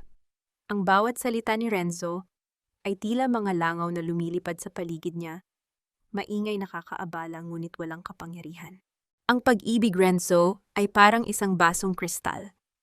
Mahinahong sagot ni Amara habang tinititigan ang kanyang refleksyon sa makintab na pader ng elevator. Kapag nabasag na kahit anong galing ng pagkakadikit mo ang mga bitak, ay mananatili pa rin. At ang masakit na katotohanan, hindi na ako ang babaeng nagmakaawa sa iyo. Ang babaeng iyon ay namatay na noong gabing pinalayas mo ako sa gitna ng ulan. Hindi mo ako matatalo sa laro ng emosyon, Amara, bulyaw ni Renzo. Habang dahan-dahang lumalapit sinusubukang hawakan ang braso ni Amara, ngunit mabilis itong iniwas ng babae. You're just doing this because you're hurt. Kinasuhan mo si Kiara, pinabagsak mo ang kumpanya ko. Lahat ng ito ay para lang mapansin kita. Admit it, you're still obsessed with me. Isang malamig na tawa ang kumawala kay Amara. Obsessed, Renzo, huwag mong masyadong itaas ang sarili mo. Ang pagpaparusa sa inyo ay hindi dahil sa pag-ibig, kundi dahil sa katarungan. Ang akala mo ba ay ikaw ang sentro ng mundo ko, nagkakamali ka. Ikaw ay isa na lamang maliit na detalye sa isang nakaraang kailangan ko ng ibaon. Biglang bumukas ang pinto ng elevator at lumabas si Darius. Ang kanyang anyo ay tila isang leon na handang pumatay para sa kanyang reyna. Nang makita niya si Renzo, agad niyang hinarangan ang pagitan nito at ni Amara. Mr. Villanueva, I believe your appointment for today is over. Unless you want the security to physically remove you from the premises again, malamig na sabi ni Darius. Ang kanyang boses ay may autoridad na nagpatahimik sa mga empleyado sa paligid. Tumingin si Renzo kay Darius, pagkatapos ay kay Amara. Isang mapait na ngisi ang sumilay sa kanyang mga labi. Mag-ingat ka sa lalaking yan, Amara. Akala mo ba ay nandyan siya para tulungan ka? I did some research. Darius Alcantara. Ang pamilya niya ang mortal na kaaway ng tatay mo sa negosyo nung araw. Sigurado ka bang hindi niya lang ginagamit ang galit mo para tuluyang makuha ang Sarmiento Global? Naramdaman ni Amara ang biglang paglamig ng kanyang mga kamay. Lumingon siya kay Darius na nananatiling walang kibo, ngunit ang mga mata nito ay tila may itinatagong lalim. Hindi sumagot si Darius, tanging ang mahigpit na pagkakahawak nito sa kanyang folder ang nagpapakita ng tension. Umalis ka na, Renzo. Utos ni Amara, bagaman ang kanyang boses ay hindi na kasing tatag ng kanina. Nang tuluyang makaalis si Renzo, ang katahimikan sa loob ng elevator ni na Amara at Darius ay tila isang mabigat na pader. Ang bawat palapag na itinataas nila ay tila naglalayo sa kanila sa isa't isa. Totoo ba, Darius? Mahinang tanong ni Amara habang nakatingin sa kanyang mga sapatos. Totoo bang ang pamilya mo ang naging dahilan ng pagbagsak ng tatay ko noong bata pa ako? Isang sandali ng matinding pagdududa sa gitna ng isang lumalalim na pagkakaibigan. Dahan-dahang humarap si Darius sa kanya. Kinuha niya ang kamay ni Amara, isang hawak na puno ng init at katapatan, ngunit may kalakip na lungkot. Ang nakaraan ng ating mga magulang ay hindi sa atin, Amara, bulong ni Darius. Nandito ako dahil sa iyo. Hindi dahil sa kumpanya, hindi dahil sa negosyo. Nandito ako dahil ikaw ang tanging babaeng nakapagparamdam sa akin na may halaga pa ang katapatan sa mundong ito. Pero bakit hindi mo sinabi sa akin? Tanong ni Amara habang pilit na binabawi ang kanyang kamay. Dahil natatakot akong pag-amin ni Darius. Natatakot ako na kapag nalaman mo ang totoo, ituturing mo rin akong kaaway at mas pipiliin ko pang kamuhian mo ako dahil sa katotohanan kaysa mahalin mo ako dahil sa isang kasinungalingan. Bumukas ang pinto ng opisina. Isang secretary ang mabilis na lumapit sa kanila, ang mukha ay putlang-putla. Chairwoman, may dumating pong sulat mula sa kumpanya ni Celestine sa ibang bansa. Sinasabi nilang may hawak silang video ng huling gabi ng tatay niyo sa ospital. At ang taong huling kasama niya sa silid ay hindi ang mga Villanueva. Nanigas si Amara. Ang kanyang paghinga ay naging mabilis at mababaw. Sino-sinong huling kasama ni Papa? Tumingin ang secretary kay Darius pagkatapos ay muling bumalik kay Amara. Ang folder po ay may nakasulat na pangalan ni Mr. Alcantara, ma'am. Ang bawat segundong katahimikan ay tila isang matalim na kutsilyo na humihiwa sa puso ni Amara. Tumingin siya kay Darius na ngayon ay tila isang estranghero sa kanyang paningin. Sino nga ba ang dapat niyang paniwalaan? Ang lalaking nagbigay sa kanya ng jacket sa sementeryo o ang mga anino ng nakaraan na unti-unti nang bumabalik. Ang cliffhanger ng gabing ito ay hindi lamang tungkol sa pera o kapangyarihan. Ito ay tungkol sa isang pusong muling nadurog sa gitna ng isang pagtitiwalang akala niya ay ligtas na. Akala niyo ba ay tapos na ang palabas? Ngayong gabi ang lahat ng inyong itinago sa dilim ay magliliwanag sa gitna ng entablado. Ang tinig na ito ay hindi galing sa entablado kundi isang bulong sa loob ng isipan ni Amara. Habang pinagmamasdan niya ang sarili sa malaking salamin ng kanyang dressing room. Nakasuot siya ng isang gown na kulay hating gabi, ang mga telang seda ay tila dumadaloy sa kanyang katawan gaya ng tubig sa isang malalim na ilog. Ang bawat tahi ng kanyang suot ay sumisimbolo sa bawat pasakit na kanyang pinagdaanan at ang mga diamanteng nasa kanyang leeg ay tila mga matitigas na luha ng kanyang tagumpay. Sa labas ng pinto sa malawak na ballroom ng isang sikat na hotel sa Manila, ang musika ng mga biolin ay tila isang marahang oyayi na nagpapakalma sa mga elite na panauhin. Ngunit sa gitna ng karangyaang iyon, dalawang anino ang pilit na sumisingit ang mag-inang Villanueva. Nakatayo si Renzo sa gitna ng mga negosyante, suot ang isang suit na halatang luma at masikip na sa kanya. Sa tabi niya, si Doña Pilar ay pilit na itinatago ang panginginig ng kanyang mga kamay habang hawak ang isang baso ng champagne. Ang kanyang suot na gown ay mula pa sa koleksyon niya 10 taon na ang nakalilipas at ang kanyang mga alahas ay ang mga huling piraso ng imitation na hindi pa nakuha ng mga sheriff. Renzo, siguraduhin mong mahahanap mo ang chairman ngayong gabi. Bulong ni Doña Pilar, ang kanyang mga mata ay nanunuri sa bawat taong dumadaan. Kailangan nating makuha ang kanyang pabor. Kung hindi bukas ay sa kalsada na tayo matutulog. At kung makita mo ang babaeng yan, si Amara, huwag mo siyang hahayaang lumapit sa mga investor. Siguradong sisiraan niya tayo. Matumahimik ka na, sagot ni Renzo habang pilit na inaayos ang kanyang kurbata. Nandito tayo para iligtas ang pamilya. Kapag nalaman ng chairman ang tungkol sa pagnanakaw ni Amara, siya mismo ang magpapalayas sa babaeng yan. Hindi nila alam ang bawat salita nila ay naririnig ni Amara sa pamamagitan ng earpiece na suot niya. Isang mapait na ngiti ang sumilay sa kanyang mga labi. Ang kawalang hiyaan ng mga Villanueva ay tila walang hangganan. Kahit sa gitna ng kanilang paglubog ang pagnanais na manira ng kapwa ang una nilang naiisip. Biglang namatay ang mga ilaw sa ballroom, tanging ang isang spotlight ang tumama sa gitna ng entablado. Isang matinding katahimikan ang bumalot sa buong silid. Dahan-dahang lumabas si Darius Alcantara, ang kanyang tindig ay puno ng kapangyarihan.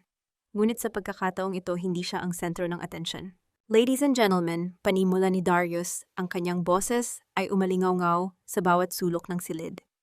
Tonight we are not just celebrating the anniversary of Sarmiento Global. Tonight we are introducing the person who has been the silent strength behind this empire for the last 3 years. The woman who sacrificed her identity for love, but has now returned to claim her throne. Napahawak si Renzo sa kanyang dibdib. Bakit bumibilis ang tibok ng kanyang puso? Bakit parang may isang dambuhalang kaba na gumagapang sa kanyang lalamunan? Please welcome the chairwoman of Sarmiento Global, Amara Sarmiento. Dahan-dahang lumakad si Amara patungo sa liwanag. Ang bawat hakbang ng kanyang takong sa sahig ay tila tunog ng isang martilyo na nagpapako sa kabaong ng mga Villanueva. Ang mga tao sa ballroom ay sabay-sabay na nagbulungan, ngunit ang tanging naririnig ni Renzo ay ang sarili niyang mabilis na paghinga. Nang tumama ang liwanag sa mukha ni Amara, ang baso ng champagne ni Doña Pilar ay dahan-dahang nalaglag sa sahig. Ang tunog ng nabasag na kristal ay hindi man lamang narinig sa gitna ng masigabong palakpakan. Ngunit para kay Renzo iyon, ang tunog ng pagguho ng huling kuta ng kanyang pag-asa. Aamarat bulong ni Renzo. Ang kanyang mga tuhod ay nanghina at kinailangan niyang humawak sa isang lamesa para hindi matumba. Hindi maaari ito. Tumingin si Amara ng diretso sa kinaroroonan ni Renzo at Doña Pilar. Ang kanyang mga mata ay hindi nagpapakita ng galit, kundi isang malalim na kawalan, isang hudyat na sila ay wala na ring halaga sa kanyang buhay. Good evening everyone, simula ni Amara. Ang kanyang tinig sa mikropono ay kasing linaw ng kristal. Ang gabing ito ay para sa katotohanan. Maraming salamat sa lahat ng naniwala sa akin noong ako ay wala pang pangalan, at sa mga taong naniwala na ako ay basura. Bahagyang huminto si Amara at tumitig muli kay Renzo. Ang contextual needle ay baon na baon sa puso ng kanyang dating asawa. Salamat din sa inyo. Dahil sa inyo natutunan ko na ang tunay na yaman ay hindi matatagpuan sa isang mansyong puno ng kasinungalingan, kundi sa isang pusong marunong tumayo matapos durugin ng paulit-ulit. Ngunit sa gitna ng kanyang talumpati, nakita ni Amara si Darius sa gilid ng entablado. Hawak nito ang kanyang telepono at ang kanyang mukha ay biglang naging putla. Isang mabilis na sulyap ang ibinigay ni Darius kay Amara, isang sulyap na puno ng babala. Biglang bumukas ang mga higanting screen sa likod ni Amara. Hindi ang logo ng kumpanya ang lumabas kundi isang video. isang malabo at madilim na footage mula sa loob ng isang ospital. Sa video makikita ang tatay ni Amara sa kanyang huling sandali at isang lalaki ang pumasok sa silid. Ang lalaking iyon ay hinalikan ang noo ng matanda bago ito tuluyang bawian ng buhay. Ang lalaki sa video ay si Darius Alcantara. Isang matinding singhap ang narinig mula sa mga panauhin. Nanigas si Amara sa kanyang kinatatayuan. Ang video ay nagpatuloy at ipinakita ang pagkuha ni Darius sa isang folder mula sa ilalim ng unan ng tatay ni Amara, ang folder na naglalaman ng orihinal na titulo ng kumpanya. Traidor, sigaw ni Renzo. Mula sa gitna ng madla ang kanyang boses, ay puno ng galit na may halong kagalakan. Ayan ang sinasabi ko sa iyo, Amara. Ang lalaking pinagkatiwalaan mo siya, ang pumatay sa tatay mo at nagnakaw ng kumpanya mo. Naramdaman ni Amara ang pag-ikot ng paligid. Ang bawat mukha ng mga tao sa ballroom ay tila naging malabo. Ang kanyang puso na akala niya ay matibay na, ay tila muling pinipitpit ng isang dambuhalang kamay. Tumingin siya kay Darius naghahanap ng kasinungalingan sa mga mata nito. Ngunit ang nakita niya ay isang malalim na pagsisisi. Ito na ba ang katapusan ng kanyang pagbangon? Ang katarungan bang hinahangad niya ay nakatayo lamang sa isa pang mas malaking kasinungalingan. Ang cliffhanger ng gabing ito ay hindi ang kahihiyan ng mga Villanueva, kundi ang pagbagsak ng tanging tao na inakala ni Amara na kanyang kaligtasan. Sino nga ba ang tunay na kaaway sa gabing puno ng liwanag? Ayan ba ang ipinagmamalaki mo, Amara, isang mamatay tao at isang magnanakaw? Ang tinig ni Renzo ay umalingaw-ngaw sa buong bulwagan basag at puno ng malisyosong kagalakan. Pilit siyang lumapit sa paanan ng entablado na katuro ang nanginginig na daliri kay Darius. Para kay Renzo ang video na iyon, ang kanyang huling baraha, ang tanging paraan upang ibagsak ang babaeng tumapak sa kanyang dangal at ang lalaking umagaw sa kanyang lugar. Sa ibabaw ng entablado naramdaman ni Amara ang paglamig ng kanyang buong katawan. Ang bawat tibok ng kanyang puso ay tila isang mabigat na tambol na umalingaw-ngaw sa kanyang mga tainga. Ang mga anino ng nakaraan ay tila bumangon mula sa libingan upang muli siyang saktan. Tumingin siya kay Darius. Ang mga mata niya ay naghahanap ng kasagutan, nagmamakaawa, na sabihin nitong isa lamang itong masamang panaginip. Ngunit hindi nagpakita ng takot si Darius. Walang pag-atras sa kanyang tindig. Dahan-dahan niyang kinuha ang mikropono, ang kanyang mukha ay kasing seryoso ng isang kalmadong dagat bago ang malakas na unos. Renzo, simula ni Darius ang kanyang boses ay tila isang malalim na tunog ng kampana na nagpatahimik sa mga nagbubulungang panauhin. Ang taong desperado ay laging kumakapit sa kalahating katotohanan. I-play ninyo ang buong video. Huwag ninyong putulin ang bahaging sinadyang itago ni Celestine. Sumenya si Darius sa tech booth sa likuran. Sa isang iglap ang video sa malaking screen ay nagpatuloy. Ang lalaking nakahiga sa kama, ang ama ni Amara, ay dahan-dahang iminulat ang kanyang mga mata. Sa kabila ng paghihingalo, isang mainit na ngiti ang sumilay sa kanyang labi nang makita si Darius. Dahan-dahan niyang inabot ang folder mula sa ilalim ng unan at ibinigay ito sa mga kamay ni Darius. Ang boses ng matanda ay mahina ngunit rinig na rinig sa buong ballroom. Darius, alam kong hindi kayang protektahan ni Renzo ang anak ko. Ang mga Villanueva ay mga linta na uubos sa kanyang kabaitan. Itago mo ang mga shares na ito. Ibalik mo lamang sa kanya kapag handa na siyang lumaban. Protektahan mo ang aking Amara. Sa video nakita ang pagluhod ni Darius sa gilid ng kama, hinawakan ng kamay ng matanda at nangakong tutuparin ang huling hiling nito. Ang katotohanan ay tila isang matinding liwanag na bumulag sa malisya ni Renzo. Walang nakawan, walang pagtataksil. Ang tanging naroon ay ang walang hanggang pagmamahal ng isang ama at ang katapatan ng isang lalaking tahimik na nagbantay sa anino sa loob ng 3 taon. Isang mainit na luha ang pumatak mula sa mga mata ni Amara. Ang bigat na kanina pa dumadagan sa kanyang dibdib ay tuluyang nawala. Hindi siya pinagtaksilan. Sa lahat ng oras na siya ay nag-iisa at inaalipusta sa loob ng mansyon ng mga Villanueva, may isang taong nag-ingat sa kanyang kinabukasan. Tumingin si Amara kay Darius. Isang ngiti ng pasasalamat ang sumilay sa kanyang mga labi. Ibinalik ni Darius ang ngiti, isang tahimik na pangako na hindi niya kailanman iiwan ang reyna ng kanyang puso. Hindi maaari, bulong ni Renzo. Ang kanyang mga braso ay dahan-dahang bumagsak sa kanyang tagiliran. Ang kanyang huling sandata ay naging isang patalim na sumaksak sa sarili niyang dibdib. Ang mga panauhin na kanina ay nagdududa ngayon, ay nagbibigay ng matatalim na tingin ng pandidiri sa kanya. Biglang may naganap na hindi inaasahan ng sinuman.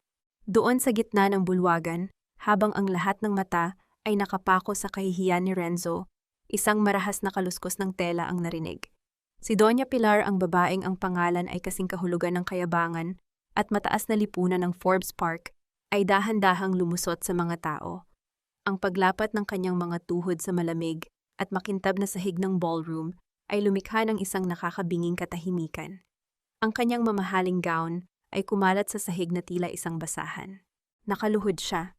Ang nag-iisang Doña Pilar, nakaluhod sa harap ng entablado sa paanan ni Amara. Amara, anak ma, panaghoy ni Doña Pilar ang kanyang mukha.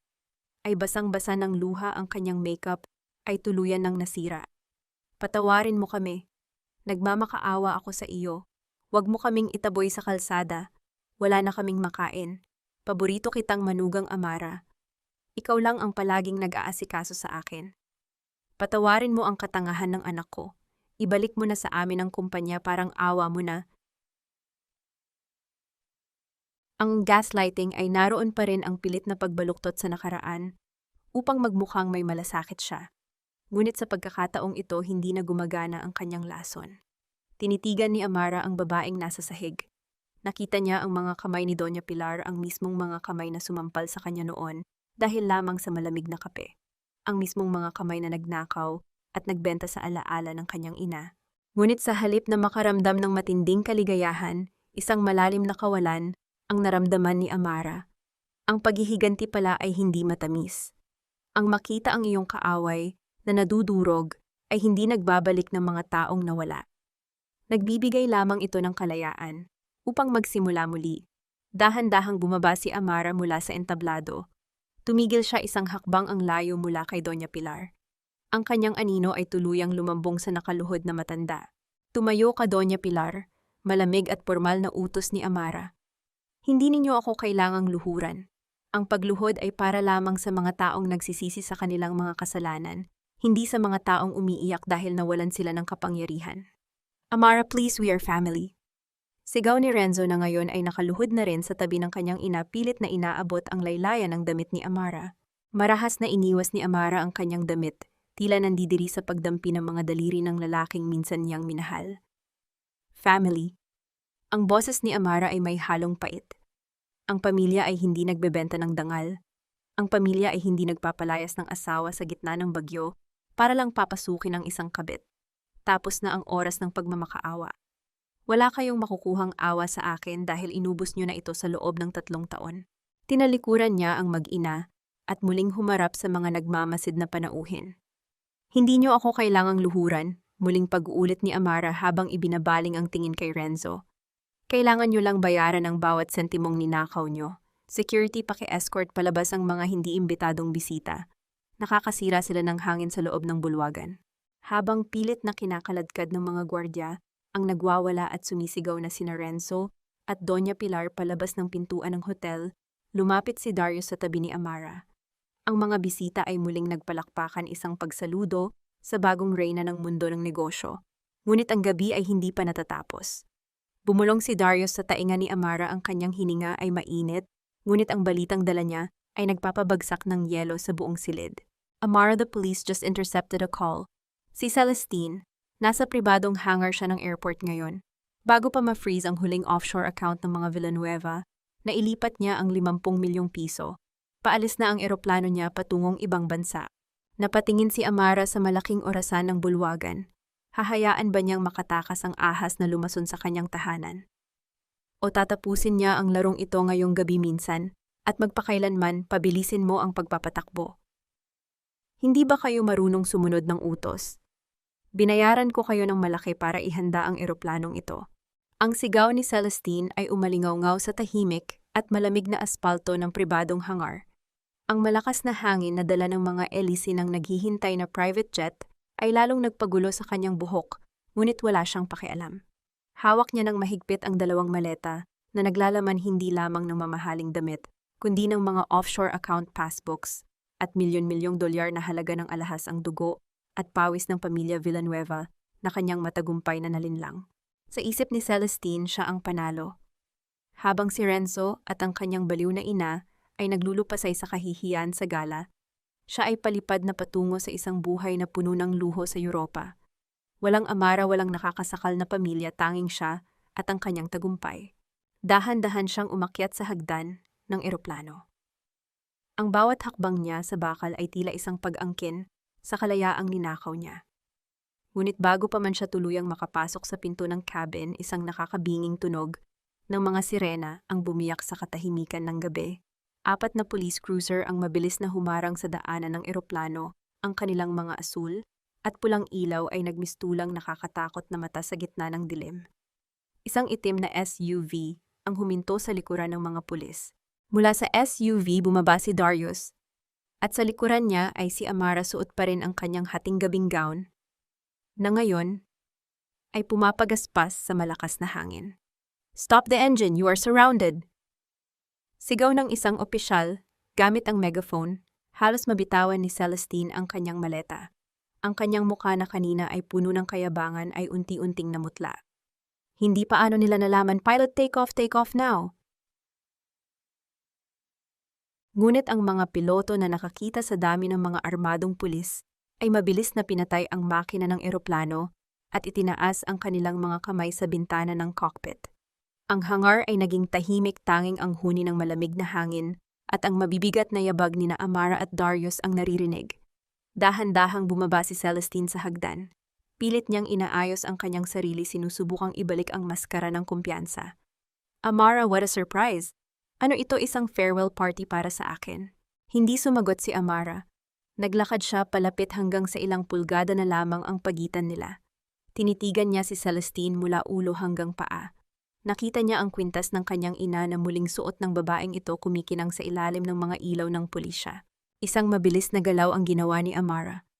Bago pa man makapag-react si Celestine, inabot ni Amara ang likod ng leeg nito, tinanggal ang kawit at hinablot ang kwintas. Ang mga kuko ni Amara ay bahagyang dumampi sa balat ni Celestine, isang paalala na hindi na siya ang maamong asawa na madaling tapakan. Ano ba't?" Tili ni Celestine, hawak ang kanyang namumulang leeg. "Pera lang yan, kung gusto mo ibibigay ko sa iyo ang kalahati ng laman ng maletang ito.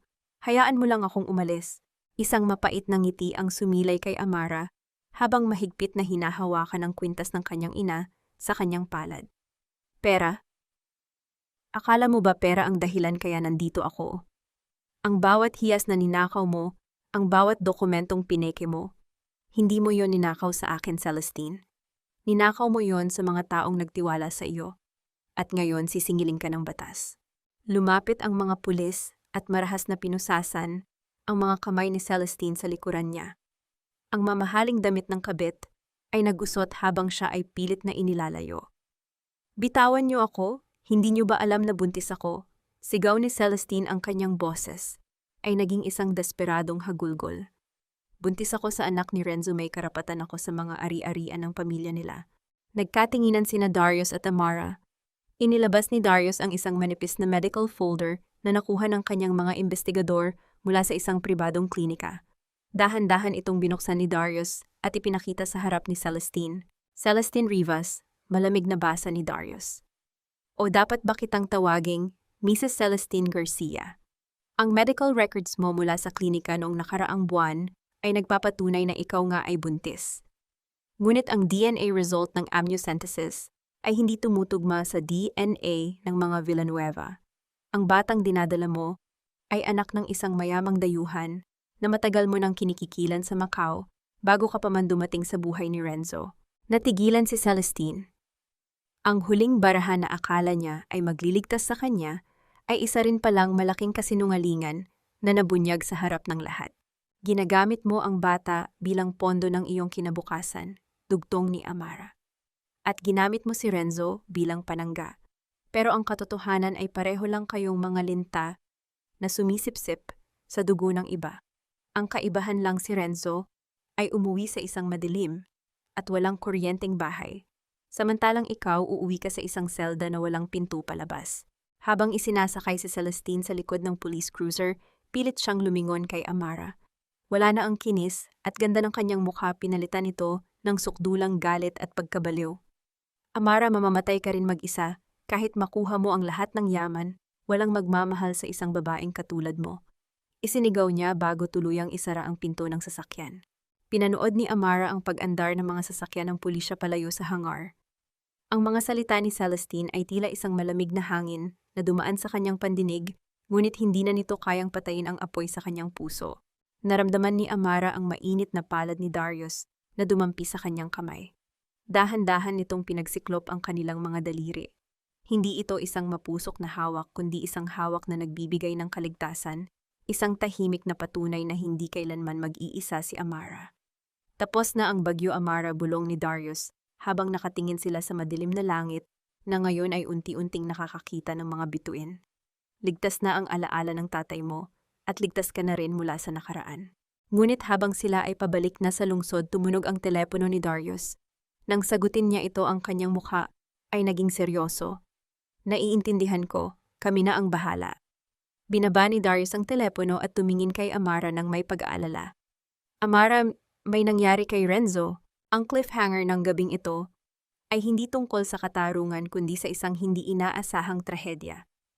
Ano ang nangyari sa lalaking nawalan ng asawa ng kabit ng pamilya at ng buong pagkatao?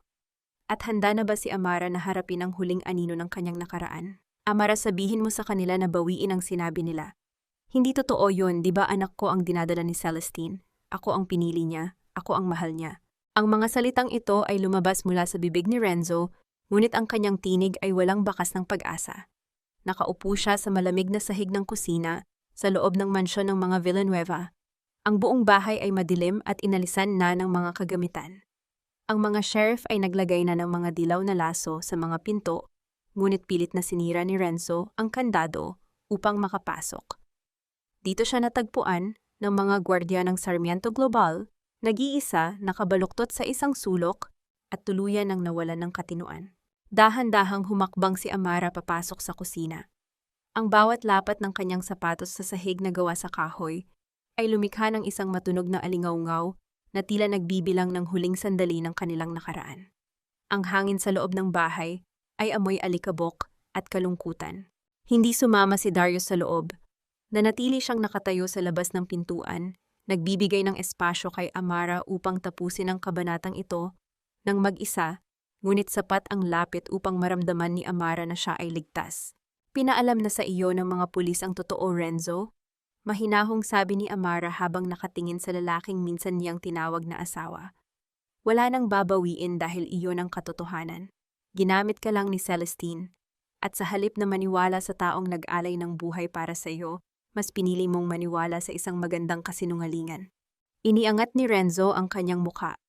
Ang kanyang mga mata ay mugto, ang kanyang buhok ay gulo-gulo, at ang kanyang mamahaling suit ay punong-puno ng dumi. Wala na ang haring palaging naninigaw at naguutos.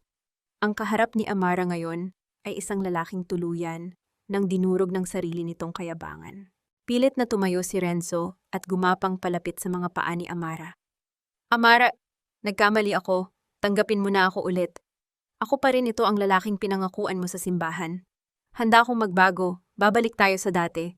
Kahit gawin mo pa akong alipin, tatanggapin ko basta't wag mo lang akong iwan dito sa dilim. Isang mabigat na buntong hininga ang pinakawalan ni Amara. Tiningnan niya ang mga kamay ni Renzo na nakakapit sa laylayan ng kanyang damit.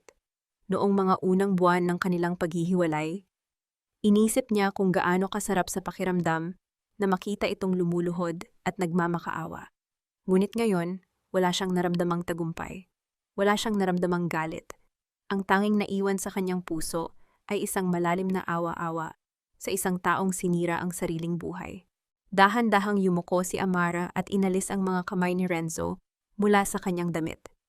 Ang nakaraan ay hindi isang pinto na maaari mong buksan at isara kung kailan mo gusto, Renzo. Malambot ngunit pinal na sagot ni Amara. Ang pag-ibig na hinihingi mo ay matagal nang namatay. Pinatay mo ito sa bawat araw na ipinaramdam mo sa akin na ako ay isang basura. Kaya ba hindi mo ako mapapatawad?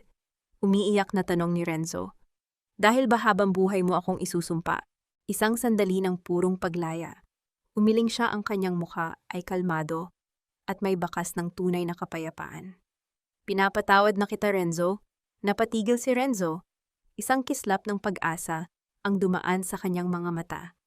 Totoo ba susubukan natin ulit? Hindi padputsap, iki. Mabilis na sagot ni Amara. Umatras siya ng isang hakbang. Pinapatawad kita hindi para magkaroon ka ng pagkakataong makabalik sa akin. Pinapatawad kita para sa sarili ko, upang maputol na ang huling kadenang nag-uugnay sa ating dalawa. Ang pagpapatawad ko ay ang pag-alis ko ng galit sa puso ko dahil hindi ka nakarapat-dapat na mag-iwan ng kahit anong emosyon sa pagkatao ko. Parang isang ibon na binaril sa gitna ng paglipad, tuluyang bumagsak ang balikat ni Renzo. Naintindihan na niya. Ang galit ni Amara noon ay patunay na may pakialam pa ito. Ngunit ang kapayapaan sa mga mata nito ngayon ay ang huling hatol siya ay tuluyan ng nabura sa buhay nito.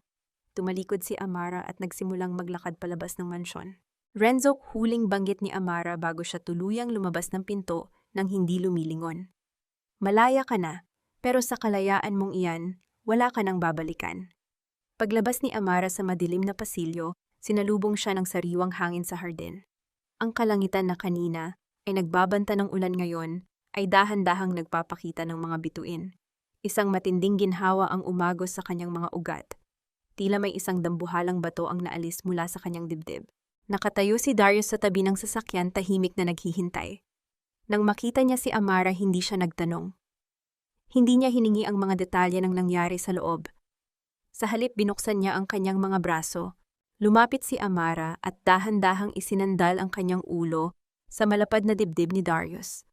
Naramdaman niya ang init ng katawan nito, ang matatag na pagtibok ng puso nito, na tila nagsasabing, ligtas ka na. Ipinulupot ni Darius ang kanyang mga braso sa baywang ni Amara at isang malambot na halik ang inilapat niya sa tuktok ng ulo ng babae. Wala na, Darius, bulong ni Amara, ang kanyang boses ay nanginginig sa labis na kaligayahan. Tapos na. Alam ko, Kat. Sagot ni Darius habang hinahaplos ang likod ni Amara. Mula ngayon, ang bawat luha na papatak mula sa mga mata mo ay dahil na lamang sa kaligayahan. I promise you that. Habang magkayakap sila sa ilalim ng mga bituin, isang balita ang dumating sa telepono ni Darius. Isang text mula sa kanyang mga investigador na naghahanap sa nawawalang ina ni Renzo matapos itong tumakas mula sa gala. Dahan-dahang kumalas si Darius mula sa pagyakap at ipinakita ang screen ng telepono kay Amara. Amara, natagpuan na nila si Doña Pilar at hindi mo aakalain kung saan siya naroroon ngayon. Ang cliffhanger ng kabanatang ito ay ang huling patunay ng karma. Ang babaeng naging simbolo ng kayabangan at pang-aapi ay ibinagsak ng tadhana sa pinakamababang antas ng buhay. Saan napunta ang reyna ng mga Villanueva sabon? Kulang pa sa sabon ang tubig na ito. Hindi kikinang ang mga puting damit kung tinipid sa sabon. Ang matinis na boses ni Doña Pilar ay hindi na umaalingaw-ngaw sa malalawak na pasilyo ng Forbes Park, kundi sa isang makipot at maingay na eskinita sa gilid ng palengke sa Maynila. Wala na ang mamahaling makeup, wala na ang mga hiyas. Ang suot niya ngayon ay isang kupas na duster at isang tuwalyang nakapulupot sa kanyang ulo upang maiwasan ang matinding sikat ng araw.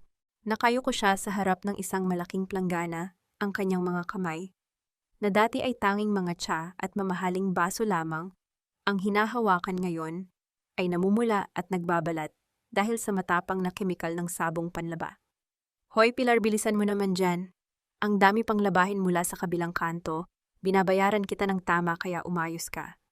Sigaw ng isang matabang babae, ang may-ari ng maliit na labanderya, habang ibinabagsak ang isang bundok ng maruruming damit sa tabi ng planggana. Opo-opon mahina at nanginginig na sagot ni Doña Pilar. Ang kanyang pagmamataas ay tuluyan ng nabasag. Nang tumakbo siya mula sa gala, nalaman niyang wala nang natira sa kanyang mga bank accounts. Ang kanyang mga kaibigan sa mataas na lipunan ay hindi man lang siya pinapasok sa kanilang mga gate. Walang ibang tumanggap sa kanya kundi ang isang dating katulong ng mga Villanueva na naawa sa kanyang kalagayan na siyang nagpasok sa kanya bilang labandera. Sa kabilang dako ng lungsod sa isang marangyang opisina ng Sarmiento Global, nakaupo si Amara at Darius habang pinapanood ang isang maikling video clip na ipinadala ng kanilang investigador. Ang video ay nagpapakita sa paghihirap ni Doña Pilar sa labanderya. Dahan-dahang isinara ni Amara ang laptop. Wala siyang naramdamang galit, wala ring kagalakan. Ito ang tinatawag nilang karma. Malamig na komento ni Darius habang inaabot ang isang tasa ng tsaa kay Amara. Ang mga taong nag-aakala na sila ang batas ng mundo ay madalas ibinabagsak sa putik ng tadhana upang matutunan ang halaga ng pagiging tao. Tama na, malambot na sagot ni Amara habang hinihigop ang mainit na tsaa. Hindi ko na kailangang makita pa ang pagdurusa nila. Binayaran na nila ang kanilang utang sa akin, Darius. Ngayon gusto kong gamitin ang oras at yaman ko para sa mga taong talagang nangangailangan. Ang gabing iyon ay naging saksi sa pagbubukas ng isang bagong kabanata sa buhay ni Amara. Sa gitna ng isang malawak na hardin sa ilalim ng mga bituin, inilunsad niya ang Sarmiento Foundation for Women. Ito ay isang organisasyon na nagbibigay ng libreng legal at emosyonal na tulong sa mga babaeng biktima ng pang-aabuso, panlilinlang at pagmamaltrato sa loob ng kanilang mga tahanan. Ang gagkayataway nagpalakpakan habang pinuputol ni Amara ang asul na laso, tanda ng opisyal na pagbubukas ng pondo. Ngunit para kay Amara, ang tunay na tagumpay ay wala sa palakpakan kundi sa mga luhang puno ng pasasalamat mula sa mga babaeng unang tinulungan ng pundasyon. Matapos ang seremonya, naglakad sina Amara at Darius patungo sa isang tahimik na sulok ng hardin, malayo sa ingay ng mga bisita. Ang malamig na simoy ng hangin ay nagdala ng halimuyak ng mga sampagita. Huminto si Darius at hinarap si Amara. Dahan-dahan niyang hinawakan ang parehong kamay ng babae. Tinitigan niya ito sa mga mata, at sa unang pagkakataon, ang mga mata ng dating matigas na negosyante ay nagpakita ng kaba. Amara, at simula ni Darius ang kanyang boses, ay malambing na tila isang pangako. Nang ipinangako ko sa tatay mo na poprotektahan kita, inisip ko noon na isa lamang itong obligasyon. Ngunit sa bawat araw na nakikita kitang bumabangon mula sa pagkakadapa sa bawat ngiti mo na nagbibigay liwanag sa madilim kong mundo, naging malinaw sa akin na ang pagprotekta sa iyo ay hindi isang tungkulin. Ito ang dahilan kung bakit ako nabubuhay. Naramdaman ni Amara ang pag-init ng kanyang mga pisngi. Hinihintay ng kanyang puso matapos ang mahabang pag-ulan. Inilabas ni Darius ang isang maliit na kahon mula sa bulsa ng kanyang suit. Hindi ito naglalaman ng singsing kundi isang manipis at simpleng gintong kwintas, may palawit na hugis ibon na nakabuka ang mga pakpak. Hindi ko hinihingi na magpakasal tayo bukas o sa susunod na buwan. Patuloy ni Darius habang dahan-dahang isinusuot ang kwintas sa leeg ni Amara. Naramdaman ng babae ang dahan-dahang pagdampi ng mainit na balat ni Darius sa kanyang batok. Ang hinihingi ko lang ay ang pagkakataon na lumipad kasama ka. Hayaan mong ako naman ang magsilbing tahanan mo kung saan hindi mo kailangang magpanggap at hindi mo kailangang magtiis. Isang luha ng kaligayahan ang pumatak mula sa mga mata ni Amara. Dahan-dahan siyang sumandal sa dibdib ni Darius. Inikot ni Darius ang kanyang mga braso sa bewang ni Amara, isang yakap na puno ng respeto, pagmamahal at katiyakan. Ang kanilang paghinga ay naging isa, at sa ilalim ng maliwanag na buwan, ang dalawang kaluluwang dumaan sa matinding unos ay tuluyan ng nakahanap ng kapayapaan sa isa't isa. Darius, bulong ni Amara ang kanyang mga mata, ay nakapikit habang dinarama ang init ng lalaking nagbigay sa kanya ng pangalawang buhay. Ito ang pinakamagandang tahanan na naranasan ko. Kinabukasan, isang maliit na balita ang umalingaw-ngaw sa mga pahayagan. Si Renzo Villanueva, na nawalan ng katinuan, ay ipinasok sa isang pampublikong pasilidad para sa kalusugan ng pag-iisip, kung saan palagi niyang hinahanap ang isang babaeng nagngangalang Amara. Si Kiara ay nagsimula na ng kanyang sentensya sa kulungan at si Celestine ay nahaharap sa mahabang kaso ng pandaraya na walang sinumang tumutulong. Habang nagbabasa ng balita sa loob ng kanyang magandang opisina, dahan-dahang hinaplos ni Amara ang kwintas ng kanyang ina na muling nakasuot sa kanyang pulso. Nakangiti siya hindi dahil nakita niya ang pagbagsak ng kanyang mga kaaway, kundi dahil sa wakas nagising na siya mula sa isang masamang panaginip. Ang araw ay sumikat na at ang reyna ay tuluyan nang naupo sa kanyang trono. 2 taon na ang lumipas mula nang lisanin ni Amara ang madilim na anino ng mga Villanueva. Ang umaga sa kanyang bagong tahanan ay hindi na sinasalubong ng mga bulyaw, pangungutya o tunog ng nababasag na plato. Sa halip, ang gumigising sa kanya ay ang banayad na simoy ng hangin mula sa dalampasigan. At ang tahimik na pagbagsak ng mga alon, isang himig ng purong kapayapaan. Nakatayo si Amara sa beranda hawak ang isang mainit na tasang tsaa. Dahan-dahan niyang hinaplos ang gintong bracelet sa kanyang pulso. Ang alaala ng kanyang ina na minsan ay ninakaw at tinawag na basura, ngunit ngayon ay nakabalik na sa kanya. Ang lamig ng ginto sa kanyang balat ay tila nagbibigay ng mainit na yakap mula sa langit. Nahanap na nga ba niya ang kapayapaan? Oo, isang kapayapaang hindi nabibili ng lahat ng yaman ng Sarmiento Global, kundi isang kapayapaang binayaran ng luha, tapang, at pag-alis sa isang sitwasyong sumisira sa kanyang pagkatao. Wala na ang bigat sa kanyang dibdib. Wala na ang babaeng laging nakayuko at humihingi ng tawad para sa mga kasalanang hindi naman niya ginawa. Pinatawad na ba niya ang mga taong nanakit sa kanya? Sa kalaliman ng kanyang puso, pinatawad na niya si Renzo, si Doña Pilar, at maging si Kiara. Nabalitaan niyang pumanaw na si Doña Pilar dahil sa matinding sakit na hindi na kayang ipagamot, habang si Renzo ay nananatiling nakakulong sa isang pasilidad, tuluyan ng nalunod sa sariling mga ilusyon.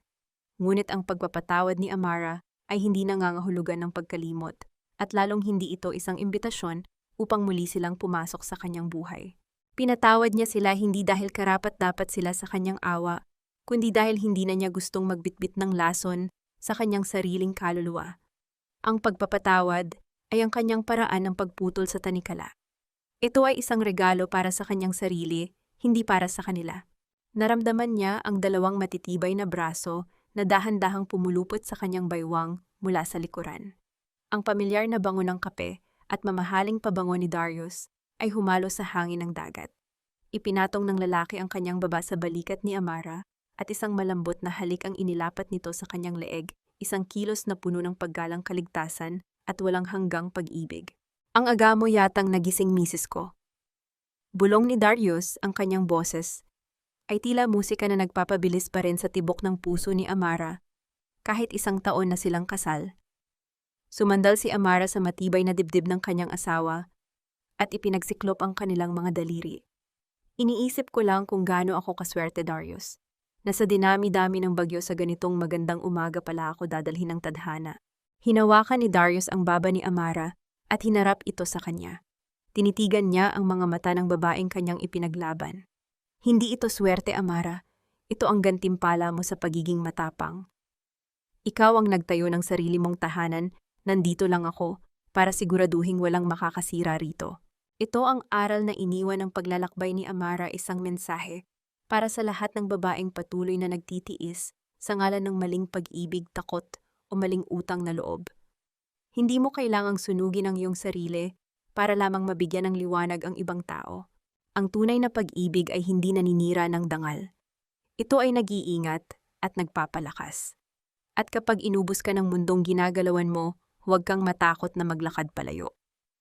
Mayroon kang kakayahang buuin muli ang iyong sarili mula sa abo, mas matapang, mas matalino, at higit na maganda.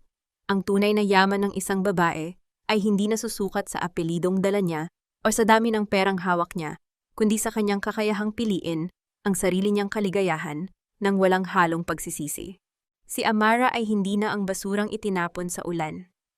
Siya ang reyna na nagtatag ng sarili niyang kaharian at ang kanyang korona ay ang kanyang kalayaan.